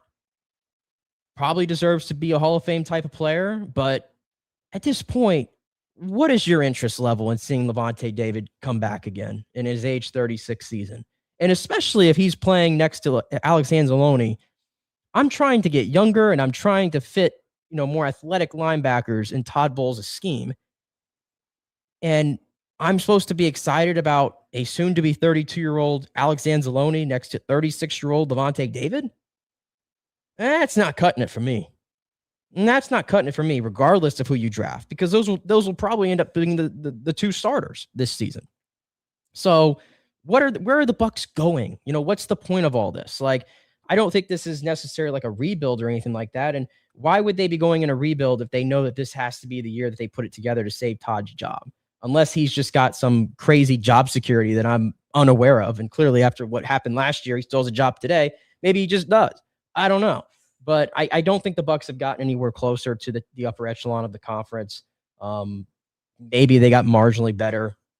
I don't know. We'll see on the draft. So I think that's my full thoughts. Oh, Killebrew also, I should mention him coming off a torn ACL. If he's the player he was before in Pittsburgh, I like that a lot. I think he's got like 4 blocked punts in his career. He's been an all-pro type special teams ace. Special teams was a disaster for this football team last season. So I think they've probably upgraded there, especially bringing in Danny Smith, who's a very well-respected coach, special teams coach coming from Pittsburgh. So you can sell me on that. The other note with the Bucs that I wanted to address was all the stuff with Mike Evans. And I guess it was Thursday that he had his press conference, first press conference with the 49ers, and made some comments that I know a lot of Bucs fans are upset about. And until he released that statement through his Mike Evans Foundation, a lot of people were wondering, like, oh, is Mike going to put out a statement? Like, where's our statement? Personally, I don't see the need. Like, everybody puts out statements, but like, I'm not going in there thinking like, oh, I can't wait. Mike needs to give me a statement right now so I know how I feel about him. It's like a lot of people just feel like they're waiting for Mike to say something, and I get it. But to me, for the 12 years that Mike Evans was here, through his actions, not his words, but his actions, I think he told you what Tampa Bay meant to him, what the organization meant to him. And for 12 years, I mean, stand up, dude. He plays a position that, let's be honest, we see a lot of diva come out of these at a lot of guys at this position, and you never got anything of note with Mike. And we've lauded him for that for the last 12 years. And 2 years ago, he was a free agent, and he came back to Tampa and turned down opportunities to go to Houston, turned down opportunities to go to Kansas City, which you could have looked at and said were better opportunities. But this time around, things are different. And I don't think Mike was wrong in the way that he's felt about the direction of the organization. The guy is going to be 33 years old coming up next season. He wants to win. He wants to win at the highest level. He does not feel that the Bucs right now are capable of getting to that level. He sees San Francisco. He sees Kyle Shanahan, by the way, the ability to be in an offense like that, where now you're getting schemed open. Mike talked about it when he first had Canales and Cohen, like, how excited he was about, I've never been open like this open in my entire life. This is so great. Well, now he's going to get that, again, in Kyle Shanahan's offense. And it is a team that is full of a bunch of veterans and a bunch of young players, a good mix. And, you look at you compare those two teams, the 49ers and the Bucs, both of them had injuries, big time injuries to the defensive side of the ball last year. The 49ers found a way to get to 12-5 and get to the playoffs. The Bucs, on the other hand, completely cratered at the end of the season. And Mike came back, and we saw the outburst on Thursday Night Football against the Falcons after the 3rd and 28 and the 4th and 14. Like, Mike saw all that. And he just did not see a pathway to winning. So why should anybody be upset that for the first time in his career, really, Mike Evans made a selfish football-first decision and said, I need to go somewhere else to finish my career because I would like to win another Super Bowl. I think there's a better place for me to do it. What's wrong with that? He's given the team, he gave the community 12 awesome years. He is the greatest offensive player in the history of this franchise. It's going to be very hard and very difficult to top what he did here in Tampa Bay. None of that changes. His name's going to be on the stadium. It's going to be an epic celebration one day. But it was time in Mike Evans' mind to go, and we should let him. I get it. It sucks. Everybody's emotional. I mean, I've said it many times, like, I'm right there with y'all. I feel like I've kind of grown up with Mike Evans' career in the Bucs. Would I prefer to have him here? Of course. But he made his decision, and I'm not going to get upset about him making that decision. And I hope he does great things in San Francisco. I'm not going to be rooting for him to be washed or anything like that, and I don't think he is whatsoever.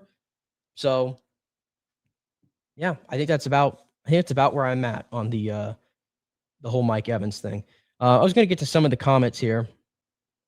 Aviation says Justin Fields traded to the Chiefs. I actually have not seen that. I've been off Twitter for most of the show.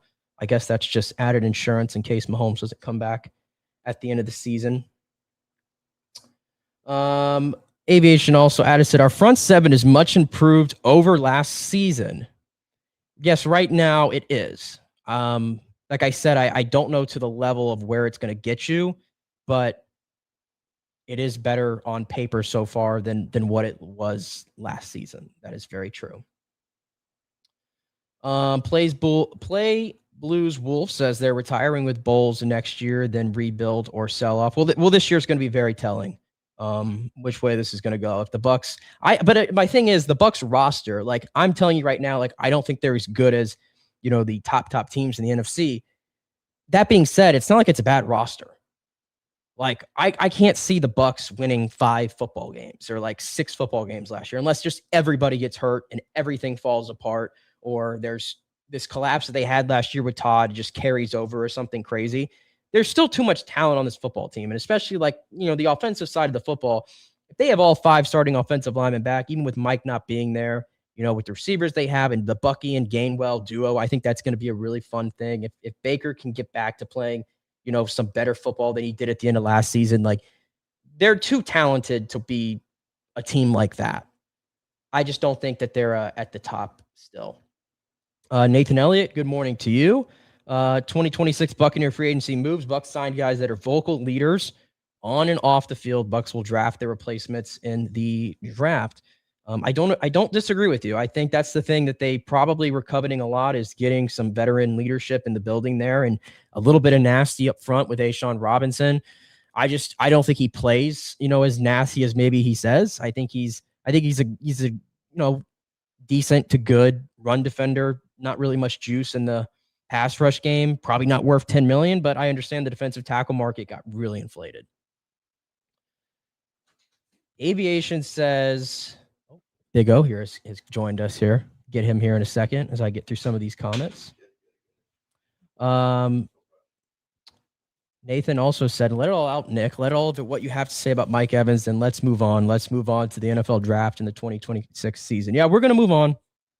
We're going to move on for sure from this Mike Evans thing, but I had to address it because it has still been the big topic and it's still very fresh. And there just seemed to be a lot of people on social media who were saying some interesting things about Mike's legacy. And I don't necessarily agree for a franchise legend like that, who wants to go out the way he wants to go. We're going to welcome in Big O right here. How you doing? Yeah, I'm got good. You on I'm here. Good. I'm stoked, man. Just fresh off an incredible baseball game last night. And but yeah, just to follow up on the Mike Evans, please don't disparage the legacy that was Mike Evans. No. That guy, yeah, you have to respect what he did on the field, off the field.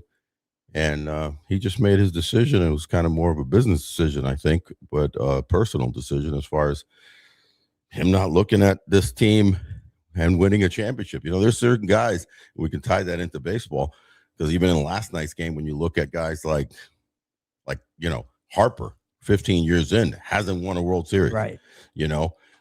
Judge, with all the greatness, headed to the Hall of Fame, hasn't won a World Series. So there's Schwarber, hasn't won a World Series. Soto hasn't, so there's guys that, they'll pick a particular team thinking, I've got 2 or 3 more chances left. I want to win a championship. Yeah, and that's why I don't blame Mike. He's 33 years old. Right. And the Bucs I don't think they're there yet. San Francisco's a little bit different. That's what he said. It's a football decision. And he's never made what I would call a selfish decision. He's always taken less than market value to play here. That is true. Prioritized winning, said the right things, been out in the community. He made a decision for himself. Yeah. So, but anyway, we'll touch on now some baseball. So we had the World Baseball Classic last night. Holy cow. Sometimes we have hype going into certain events, and it's like, can we possibly reach the hype?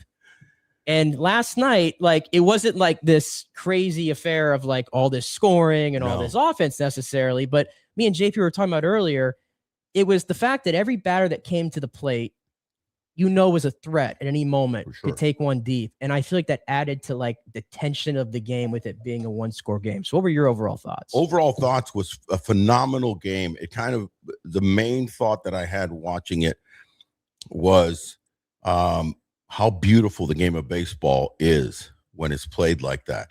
Obviously, I was thinking not so much a slugfest because I know both sides had deep bullpens. Was questionable on Severino because he hasn't been great the last couple of years, but definitely has the talent. Expecting Skeens to do his thing, which he did. So then I was thinking, okay, we'll see how good each pen is. And I was expecting a 5-3 game, somewhere in thereabouts, some more offense because of the power, especially from the Plátano power of the Dominican Republic and even, the greatness of Team USA. A lot of them talked about that offense has been averaging over 7 runs a game for the DR. But the U.S. hasn't really gotten going. But we're talking formidable bats, 1A, or 1B to DR's, 1A. Now, let's work the game backwards, Nick. If you work the game backwards, you go to that 9th inning. The ABS did come into play. Yes. There's no doubt about it. JP was texting me and said that was a ball, and I was – like, no, it was a strike. And then I kind of replayed it over and over, and I go, yeah, that actually. You didn't realize how low it was on that little box they had. I was like, it looked closer than what it was. And I'm going to talk to you as a former hitter, former player. First of all, Cody Blazer, the home plate umpire, 15-year veteran. Not only has he, umpired the last 2, this is his 3rd World Baseball Classic, but 15-year veteran, really good umpire. Known to be a good ball and strike caller. I thought he had a very solid game. He's umpired postseason, you name it, right? That pitch, first of all, nobody in the world, I think, was expecting, Miller to throw a slider. I think everybody other than the catcher and the pitcher, even the coaches, the players, fans, people watching like us on TV, here comes a 102, right? Perdomo did an incredible job of filing off pitches, and then he drops this incredible slider on him, which, by the way, had so much bite to it that the last foot and a half is where it disappeared. I even took a screenshot.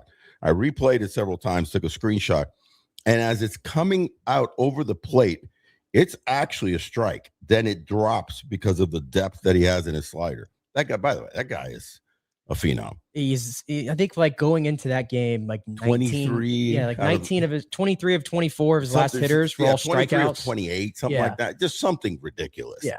His fastball has so much, movement and carry to it because his spin rate is dramatic and it's at 101, 102 consistently. It's not like he's at 98, then he pops up. The dude's 101, 102. And then his slider is a slurve. If those of you that follow baseball, it's more of a hard breaking slider that has depth that goes down. Most sliders are called a slider because they slides across.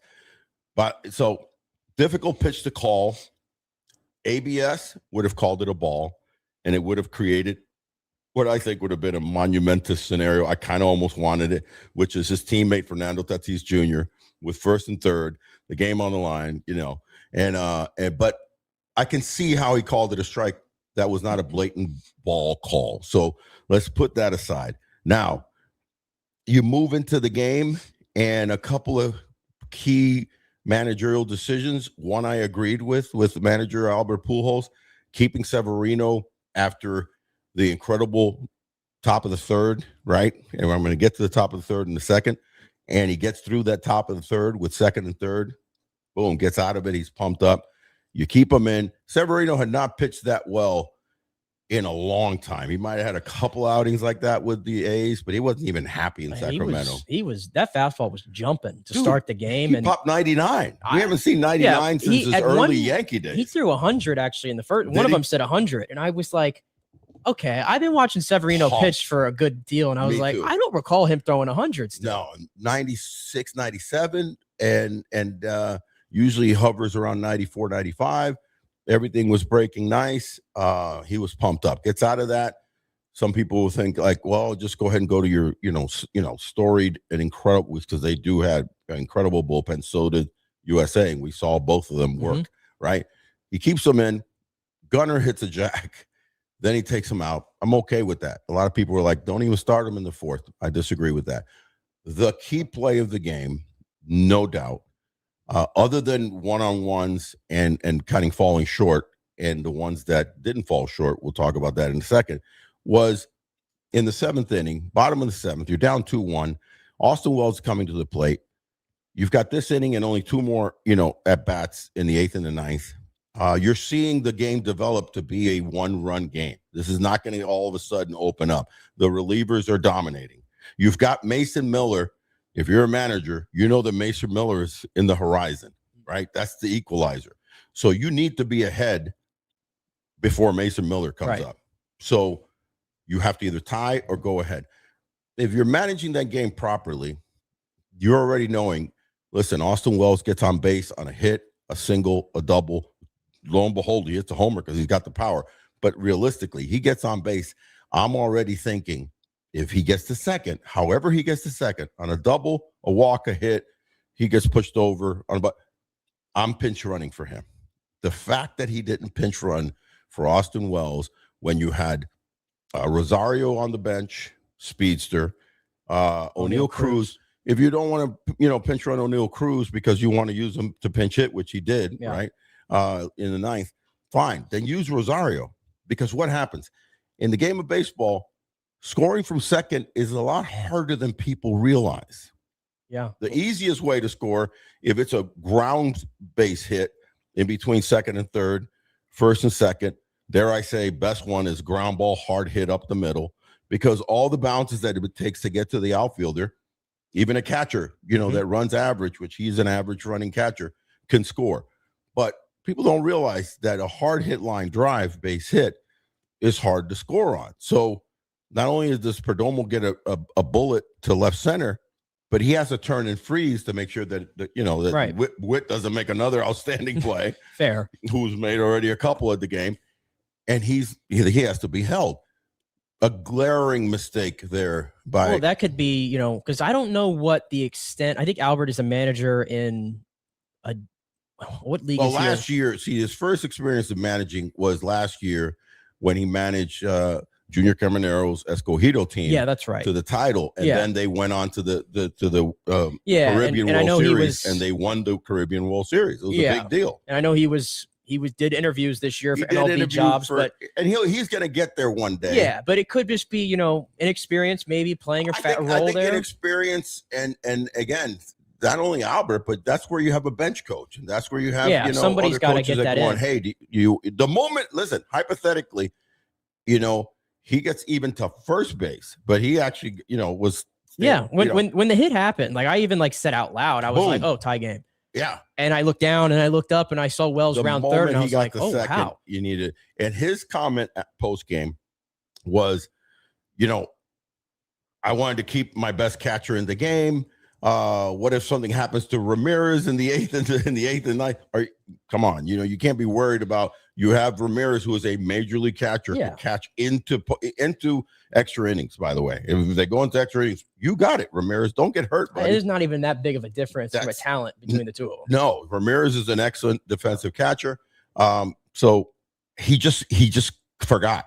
And here's the catch. And you're talking about inexperience in managing, maybe even in his own staff. How were they winning all the other games until this game? With the power. Routes. Yeah, just routes. Just run rules. They 10 run ruled 2 teams. Yeah. So they were averaging 7+ runs a game. You're not making a whole lot of managerial decisions. And it kind of felt too to the point where this was a tight game, obviously, and listen, all 3 runs were scored via the long ball. Sure. So, and that's what got the DR here was the way they were hitting the long ball. So, do you deviate from your plan or whatnot? But it felt like some of the at bats that the DR had, especially late, get to those from Tatis, Machado. I just felt it was a little too aggressive. Oh, dude! But here's the incredible thing about baseball, and I'll tell you. Firstly, who led other than the pitching, and we're going to get to the pitching, but offensively, who led this game? You had a kid by the name of Junior Caminero. By the way, 22 years old. Mm-hmm. It's a nasty running slider fastball, and he pulls it for a home run. It doesn't make sense how he hit that. How he hit that ball. We were talking about it earlier. That was a very I can't imagine Skeens was trying that was where he was desired that pitch to go. Yeah. But I thought like, okay, like you missed your pitch there, but didn't look like it's something that would cause you a lot of damage. No. The fact that Junior was able to like yank that one to Yank left. it. Like, If anything, you maybe hit a double to the right center on it, or maybe you get over it a little. You have no idea how hard it is to get up around that ball and yank it 400 feet like he did. 22 years old, Junior Caminero. Oh, by the way, Gunnar Henderson hits a home run off of Severino to tie the game up. 24 years old, Gunnar Henderson. Oh, Roman Anthony hits a homer off of a nasty lefty in Soto. 21-year-old Roman Anthony. And if you want to add a guy that's already kind of been around because he got called up, you know, and he's been a star since he got there, Bobby Witt Jr., I think already in his fourth year, maybe. 25-year-old Bobby Witt. So, and then, dare I say, forget 23-year-old Paul Skeens. So the game of baseball, when I was watching this game, it made me realize that baseball is in really good hands, you know, for the next decade plus. But on the flip side, here's where you're going to freak out.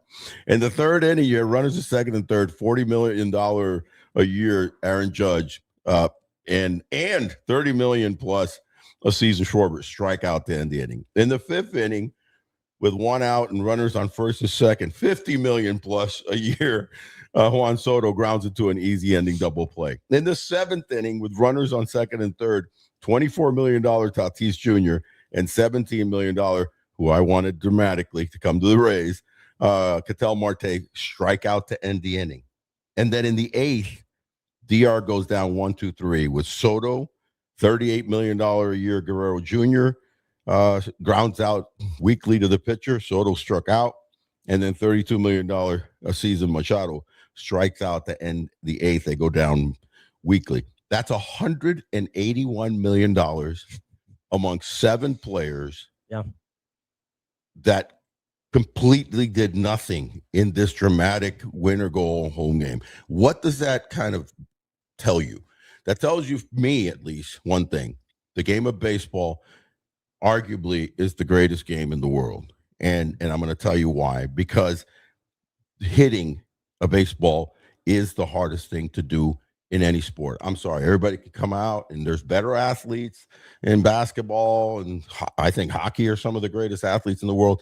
But the act of hitting a baseball was shown up yesterday as how hard it is to do, and it's the hardest thing in the game. Because, Nick, tell me, what other sport do you have multiple greats?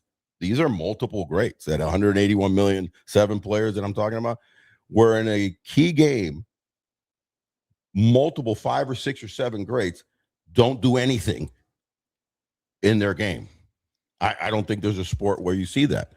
No, I would agree with you. In fact, I think baseball, if you know, I've seen other athletes, whether it's something as simple as throwing out the first pitch of a baseball game, right, or like them taking a little, like hitting off a tee, or just taking a few batting practice swings. Like I've seen like Giannis, you know, and Antetokounmpo do this, and other like big time athletes. They look like they've never. They look like the worst athlete in the world when you put a baseball bat in their hand. And it's like, okay, now try doing that when 100 is coming at you with the movement. And that's the other thing too. Like, I mean, Skeens, you know, outside of Caminero, you know, but until Cameron hit that home run, everybody seemed a little uncomfortable against Skeens. And even Junior, like he swung through 2 nasty splitters off it. I mean, 95 splitters. Are you freaking kidding me? Nick? Like, how do you touch that? But then he hits that one out there, and that was a good moment for him. But then, you know, Paul got hit around a little bit after that, but he managed the game well. He throws inside. Yeah. Like old school. Yeah. I mean, he just added further to like the aura about him. Yes, he did. 23 years old. And like, you know, you've been watching the game, playing it obviously a lot longer than I have. I can't recall anybody just coming straight into it like this and being this dominant and effective. I mean, you'd have to go back to Clemens. You'd have to go back to a young Roger Clemens in his early 20s with Boston. And you're like, who is this hoss? You know what I mean?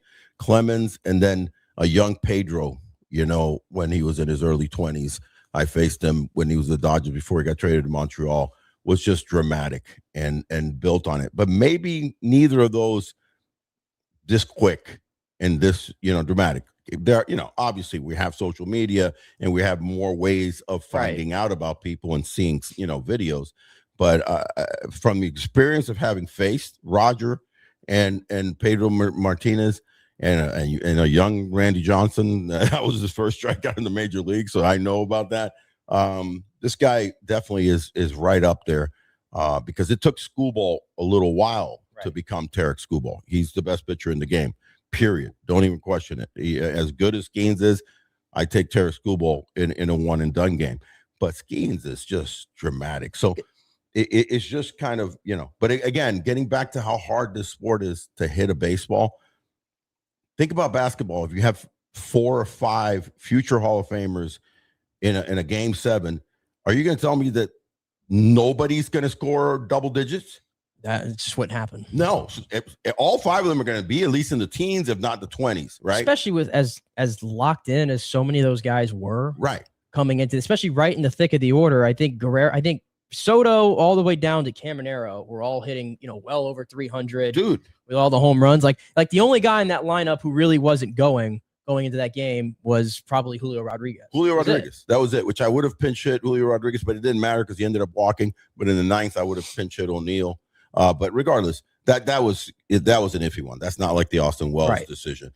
You needed to have ran Austin Wells 100%. But other than that, these guys were raking, and they just got stymied. I'm going to add one other thing that kind of ties into the Rays in this game, because I'm watching this game and I'm realizing, holy shit. 5 of the 13 pitchers that were used, in fact, U.S. used 4 of them back innings to back. Mm-hmm. Rogers, Jax, Bednar, Whitlock, all in the American League East. Yeah, and every run that was accounted for, all American League East. All American League East. So, dude, let's just go ahead and throw Camilo Doval in there. Yeah, his stuff looked good last night. His stuff looked great last night. American League East. The American League East is not the East. It's the beast. It is the premier league this year, or division, and it showed up last night with the offense and on the mound. So it's going to be a daunting year. Dare I say, there could be a World Series, champion coming out of all 5 of those guys could win the World Series. Well, look at it. If you go back to, you could even back this up even further. 2018, the Red Sox won the World Series. 2020, the Rays are in the World Series. Right. You had the Yankees. The Yankees were just in it a couple years ago. The Blue Jays got in it last year. The only one that hasn't gotten there is Baltimore. Baltimore's come up short in the playoffs numerous times. Right, but Baltimore looks like they went for it this year with the additions they made. We'll see if the pitching's enough. But that's still a really good baseball team with a lot of young talent on it. And so you sort of start to look at it. I was the same way as you. I was thinking about this. Okay, how do we bring this back to the Rays, and where are they at right now? And before we know it, the season's going to be here next week. We're here. It's 10 days, man. We're here. 11 days. We're here, and the good thing is Junior's ready to go. I told JP, it was like, I don't know how you handle him for the rest of this time before opening day. Like, are we good on Junior? Does he need to stay out there maybe a game or two? 20 or 30 more at bats. Yeah, but he's good. Yeah, Aranda looked good when he was out there for Team Mexico. Very good. Biondi, amazing. We all know those 3 guys are going to be the centerpiece. What the Rays do. Those 3 are the centerpiece. I tell you what, though, the pitching, we had a great development last week. Shane McClanahan goes to the mound, or maybe this was Saturday. I'm losing track of the days. But Shane McClanahan goes out there for what I believe was his 3rd start of spring training. He goes 3 2/3, or yesterday, right? Yeah. There you go. 3 2/3. Yeah. No hits, 7 strikeouts. Yeah. Generated 10 whiffs. He averaged 94.8 on his fastball, and he touched 97.5. It was exciting to see that because it was a starting roster for the Pirates, by the way. This is like pretty much their everyday lineup. So he was going after a team that's on the upswing, believe it or not. I think the Pirates aren't going to get super deep, and I don't know if they'll make the playoffs, but they're going to be super competitive. Yeah, they're going to be a difficult bunch to deal with. Yes. And you're also in the the Central and the National division. Leagues. It's a weird division. You Yeah. just never know. It's kind of like the American League Central. You never know it from year to year, if you have a sleepy team or somebody struggles and you jump them. So what he did yesterday, coupled with the first quick little outing and looking nice and getting his feet wet, the second outing was a little shakier, but still good. I think he's taking major strides and super excited to see. He's the type of guy coming off of those 2 back-to-back, serious injuries that you do have to. I don't like to use the word baby, but you have to keep him on a short leash where you're going, all right, let's say he has a game where he's 5 innings and he's throwing shutout baseball and he's giving up 6 hits and 1 run. Well, should I let him out? And he's at 87 pitches. You take him out. You just got to take him out because we need to make sure that he lasts the season. I'd like to see him get 140, 150 innings. I'd like to see him have the year that Drew Rasmussen had last year. Yes. If I get that from him, then we can have him in postseason and unleash him a little bit. Yeah, because I've said this. I think he is probably the one guy that the way the Rays' future and the way this season goes, I think a lot of it hinges on which Shane McClanahan you're getting, how many innings you're getting out of him, how effective he is. 100%. Because the last time we saw him, I think we forget because it's been so He was long. so good. We're talking all-star game starter type stuff. Like that's the kind of Cy player. Young type stuff. Yes, that's he kind of was, maybe I don't know if they are comparable or not, but he was before Skubal. He was like probably the premier left-handed pitcher in the game. Skubal was at that time. Skubal hadn't gotten to that level yet. He was on his way up, and you were noticing Skubal and going like, "Oh shoot!" But Shane McClanahan was the premier left-handed power thrower in the league. Yeah. So that's the impact that he could have. So he's a very important part. And another thing I wanted to ask you, because they're starting to do roster cuts, and if things trimming down, I think we got some pretty interesting roster, discussions to have here. And I'm zooming in on right now the center or the middle infield. Yeah. I don't know what the Rays are going to do because I see 2 spots and I see 3 players. Right. And that is going to be Taylor Walls, Carson Williams, and Ben Williamson. Yeah. And they went out and they acquired Ben Williamson not too long ago. I don't think many people knew much about him. No. But this year in spring training, he's gotten a lot of at-bats. I think he has the second most at-bats on the team. He's hitting 379. Yeah. He's hitting them like routinely over 100 off the barrel, which he's never really done before. Like 20 pounds heavier. Yeah, stronger. he's been the spring training standout. I'd probably argue right next to Jake Fraley, although Fraley has less at-bats. So it's like, how do you handle and you that? kind of expected Fraley he's a veteran. Crush, especially against righties. He's a crusher. So how do you handle that mix, those 3 guys? Because I assume it's 2 roster spots up for grabs with those 3. 100%. And oh, by the way, you have Gavin Lux, you know what I mean, who's supposed to start. Supposed to be the starter. Yeah. But, so on, opening day early, it should be, unless, anything rears his ugly head about Gavin's, his side is, he was having some issues early in camp, but he's been playing now every day and getting a couple, 3 at-bats. Gavin Lux should be your second baseman. It's shortstop that I have a real tough time with. And as much as Taylor Walls has shown a little bit of offense in a short sample this year or this spring. Yeah, he is what he is. He is what he is, my friend, right? An incredible, dynamic, great defensive fielder, both at short or second. But you need more offense. And that's where Carson Williams, who, by the way, has had himself. He's hitting 364. Yes. And we went in saying, if you're Carson Williams, how do you make the opening day roster? You need to dominate in spring training. He's hitting 364. And how many strikeouts does he have? If I'm not mistaken, I think he's got 4. He's got 5 strikeouts and 22 at-bats, which, it's not, I'll take that. It's not great, but it's for okay. him, I'll take it. Couple of walks. This kid has got so much upside. Now, he could quickly be shown up, again in the big league level like he was last year. But I just think that, and the odd man out in all of this is the oft injured Richie Palacios. Timing is everything. And he missed most of last year. Yeah. Then you come into camp with all these names that we just threw out, right? All these names that you're talking about. Oh, by the way, slide in Ryan Velarde, who could also play second, first, third, and covered both corner outfields, and he's swinging the bat powerfully from the right side. Richie's a left-handed hitter. We're stacked with left-handed. And when he was out there, I mean, 6 strikeouts and 11 at-bats, or 9 at-bats. I think that he's going to be an odd man out. I think so too. I think but I didn't mind this though, like, because they added a lot of, I don't know if a lot of these guys necessarily are going to like move the needle in like a big direction necessarily, but they brought in an abundance of players to provide competition, especially in the outfield with Velotti, Justin Henry, Malloy. Mullins comes in. DeLuca's already been there. Youngster Melton, who's a talent. Melton, Simpson, like he had all these guys, competing for like usually 4 outfield spots. And I think if you narrow it down now, I think Mullins is going to be on this roster, and I know he's dealing with an injury now. A little bit, but he's coming. He's going to be on this roster. He looks good. Hit a home run yesterday. Chandler's going to be on the roster. I think they like DeLuca a lot.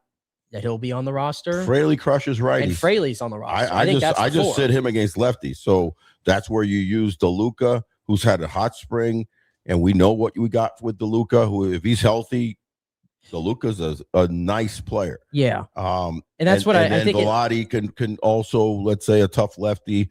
But my core outfield should be, Simpson, Mullins, and Fraley. And I think Fraley could hit 20, 25 home runs.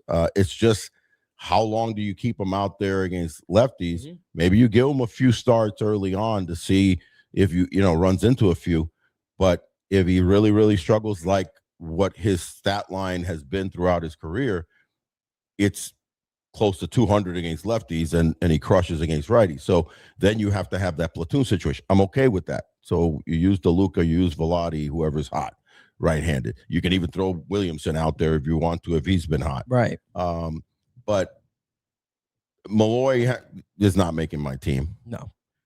Melton needs to hit every day. Melton, I think what people love. He's a future star. Yeah, I think Melton is in their plans for sure, but I don't think he's helped himself this spring, because I think everybody remembers the 2 tape measure shots that were kind of earlier, but we forget the fact that we've had a lot of spring training since then. He 12 strikeouts and 28 bats. He's hitting 143. He's not ready. He's not ready. What's interesting, because yesterday, in talking about looking at it, look up real quick, Connor Griffin, with talking about the Pirates, and their their future looks very bright, by the way.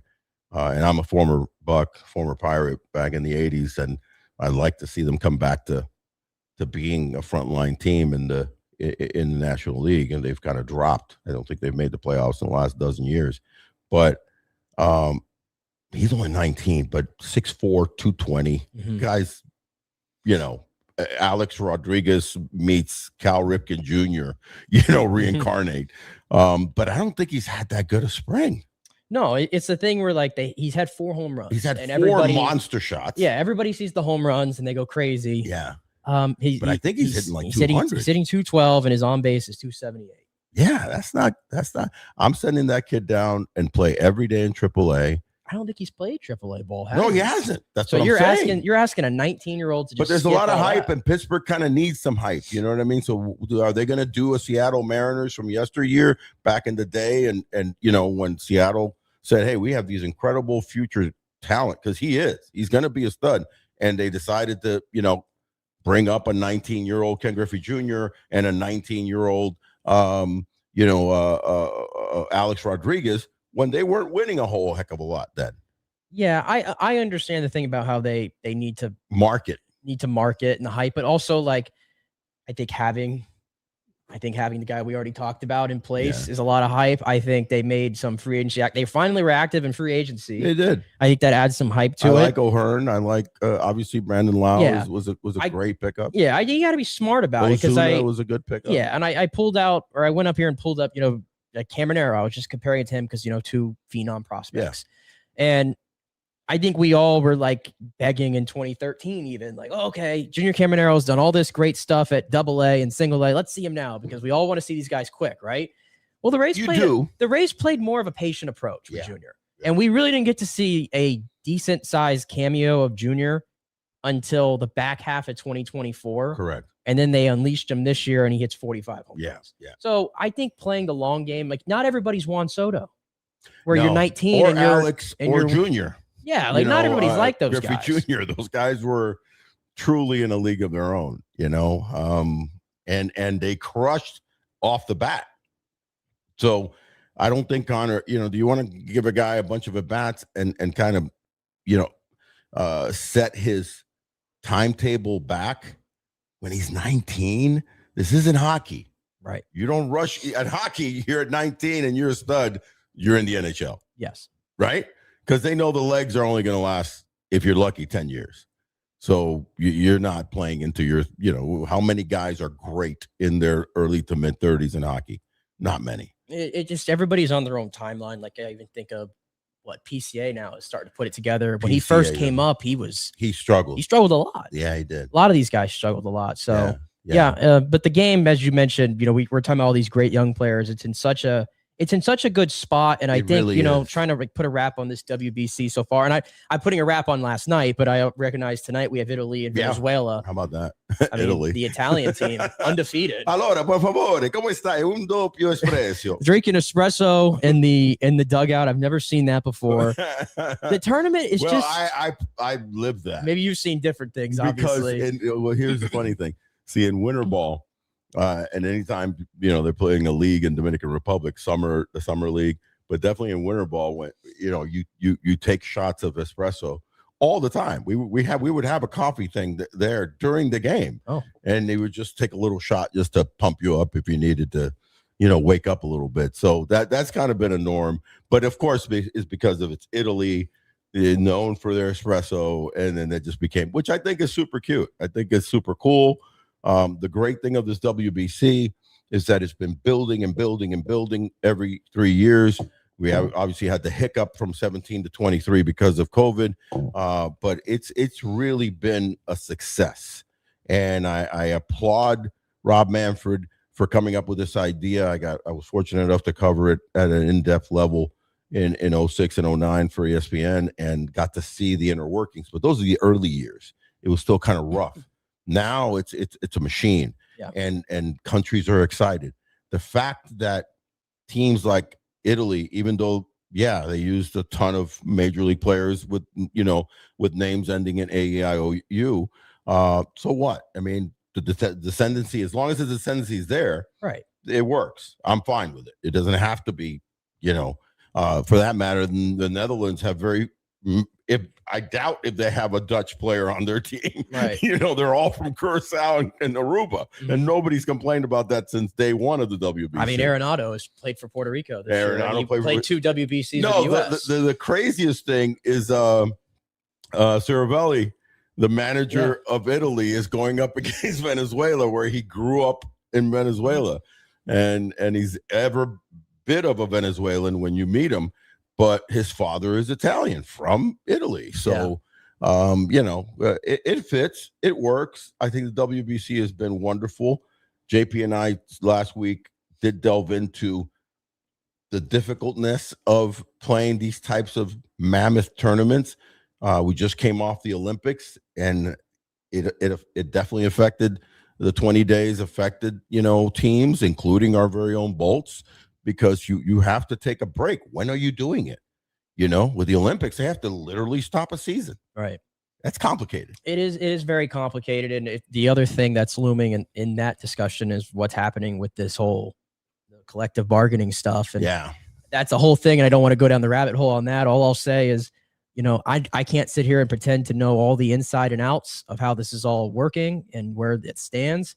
I think Major League Baseball, both sides, PA and MLB, would be doing a huge disservice to their sport if they get to a point where this reaches a stoppage, because this sport, a major stoppage. I'll be okay with a month. Yeah, if it was like how we had in 22. Yeah, no major league games were compromised. Right. Fine. Or even if a handful are compromised. I'm gonna be honest with you. It's so many games that I'm okay that they play 150 game season. But if you truly compromise the season, you're making. You need to be very careful. Massive. And both sides are going to have to eat a little crow here, because this game right now has so much momentum. Yes. I mean, we just saw this amazing, these last 2 World Series. Like 2 years ago, we had Yankees and Dodgers in the World Series. We're the little engine that could over here in Tampa. Right. We look down at the New York, LA, to the wide world audience, Yankees, Dodgers, World Series, Judge, Ohtani. Doesn't get any bigger. No. This past year, we get this Toronto team, which covers all of Canada, all of it, and everything, the fun that they brought to the game. And then you get the Dodgers, the big bad Dodgers, Los Angeles, Ohtani. Built it up again. And an incredible World Series. Incredible World Series. The viewership was out of this world in Canada and in the U.S. Then we go straight into the WBC. You see the energy. You could feel it over the TV screen. You make great points, man. How in the world can you stop this game? There's no way. There is a way. There is a way for sure. And they're talking about making it sound like there is a way, but I agree with you. You know, I'm not a big proponent of kicking the can down the street, you know, which they kind of did in the last CBA. They just kicked the can down. But at this point right now, I'd say kick the can down the street for another 5 years, dude. You know what I'm saying? Because it's just too good. And just right compromise a little bit and agree to disagree and keep this train moving forward. Because listen, the world is in a very volatile state right now. There's a lot of goodness in the world. I don't want to try to, you know, I definitely, because, you know, you follow all the trends and all the things that are actually going on, and there is volatility, but there is some greatness and some goodness. Yeah. Last night was goodness in the world of sports and coming together and just positivity. But, you know, keep that moving forward as opposed to adding, because people will go away. That's the thing too. The way society is right now, and I'm hand up, I'm guilty. I mean, I'm 26 years old. I'm talking about people that are my age. Yes. Okay. You move on from things very quickly. Very quickly. You move on from very quickly. You guys very are much, wicked. very much You into guys the are wicked. something's in today and tomorrow it's out. Nah, I'm done. That's it. I don't like him anymore. Yeah, like I think right now there is a general, like, nobody's touching football. Let's just leave that out of it. That's its own thing. So true. But after football, I think basketball has always been that number two. The general feeling on basketball right now is there's a little bit of a changing of the guard, right? You know, at the top of the sport. 100%. The next generation coming up, I don't think has the worldwide attention yet that the previous generation of basketball did. The LeBrons, the Kobe's, all those guys. Yeah. Baseball They're has not even in the right geographical places. No. And now baseball, when you think of, with this, you know, SGA's in Oklahoma, he's Oklahoma City, Ants in Minnesota, you know, Victor Wembanyama's in San Antonio. He's larger than life, no pun intended, but still, you're making a great point. So the future, those guys that are 25 and under, like these aforementioned guys that I was talking about in baseball, they're all in the right places. Yeah, and I think Ohtani, take again the LeBrons, the Kevin Durant, take those guys out of it. I think Ohtani's larger than life than any other player in the NBA. He transcends it. He transcends it, and I think that's very important. And whatever you feel about it, he plays in the correct market too to get the best out of it. So I think baseball, you look at viewership, you look at interest, the way the game's being played, I think it's become the number two sport. I don't think I'm speaking out of turn and thinking that. No, I think it's made you're right. In the last 18, 24 months, because of Yankees, Dodgers, and because of Toronto Dodgers, now the WBC, these are real valid points of interest that seeps into the under 30 bracket, under 30 demographic. And that's such an important demographic to keep excited about. And I remember, I'll go back to 94 when we had the full-on strike by the players. What we're talking about now is conceivably would be a lockout by the owners, right? But a strike by the players, very embarrassed to be a part of that, and no World Series for the first time in the history of baseball. The only time. No World Series. It was embarrassing. You know what? It plummeted. And you know what brought it back out, thankfully, was one guy, really, Cal Ripken Jr. and his quest for the Lou Gehrig's title. Kind of got everybody excited, and people started like, oh, you know, baseball, you did a good marketing job of like counting down the days, you know, 30 days before. And that got it kind of rolling again. And by 96, things picked back up after that ugly experience in 94. I don't know how well it'll survive. It would survive, but it just depends how dramatic, how the ugliness is. Yeah, I would agree with that. All right, we reached the end, bro. Great job. What was the biggest? I'm curious about earlier in the show. Was it mostly the football stuff with our boy Miguel Evans, or what were you kind of? We were kind of jumping around. Like we started out with USF basketball making the NCAA tournament. They won their conference championship yesterday. Yeah. So first time in the tournament, 2012. So that's a major deal. First year head coach Brian Hodgson did a tremendous job. So we dove into that. Me and JP talked about WBC and hit on a lot of the same things we did here. The Lightning just absolutely just struggling right now to get out of their own way. And all of a sudden find themselves – the Olympics crushed them. All of a sudden find themselves only 4 points clear in the playoffs right now, which is amazing that it got to that point. But they're now going on a big-time West Coast trip starting tomorrow night in Vancouver, I want to say. So good team. Maybe that'll help. But Big O, thank you so much for joining me here. You're great. On this second half. Definitely. I love talking ball with you. Man, love talking ball. We for you being 26 and me not being 26, we synergize pretty well. Absolutely. All right, guys. Thank you guys so much for tuning in here on a Monday. We'll be back in for the full 2 hours tomorrow with Tin Ham. And I'm sure there's another Big O show to come this week as well. So stay tuned or look out for that as well. So see you guys tomorrow. So I will see you guys next Monday. Have a great day in beautiful Tampa Bay.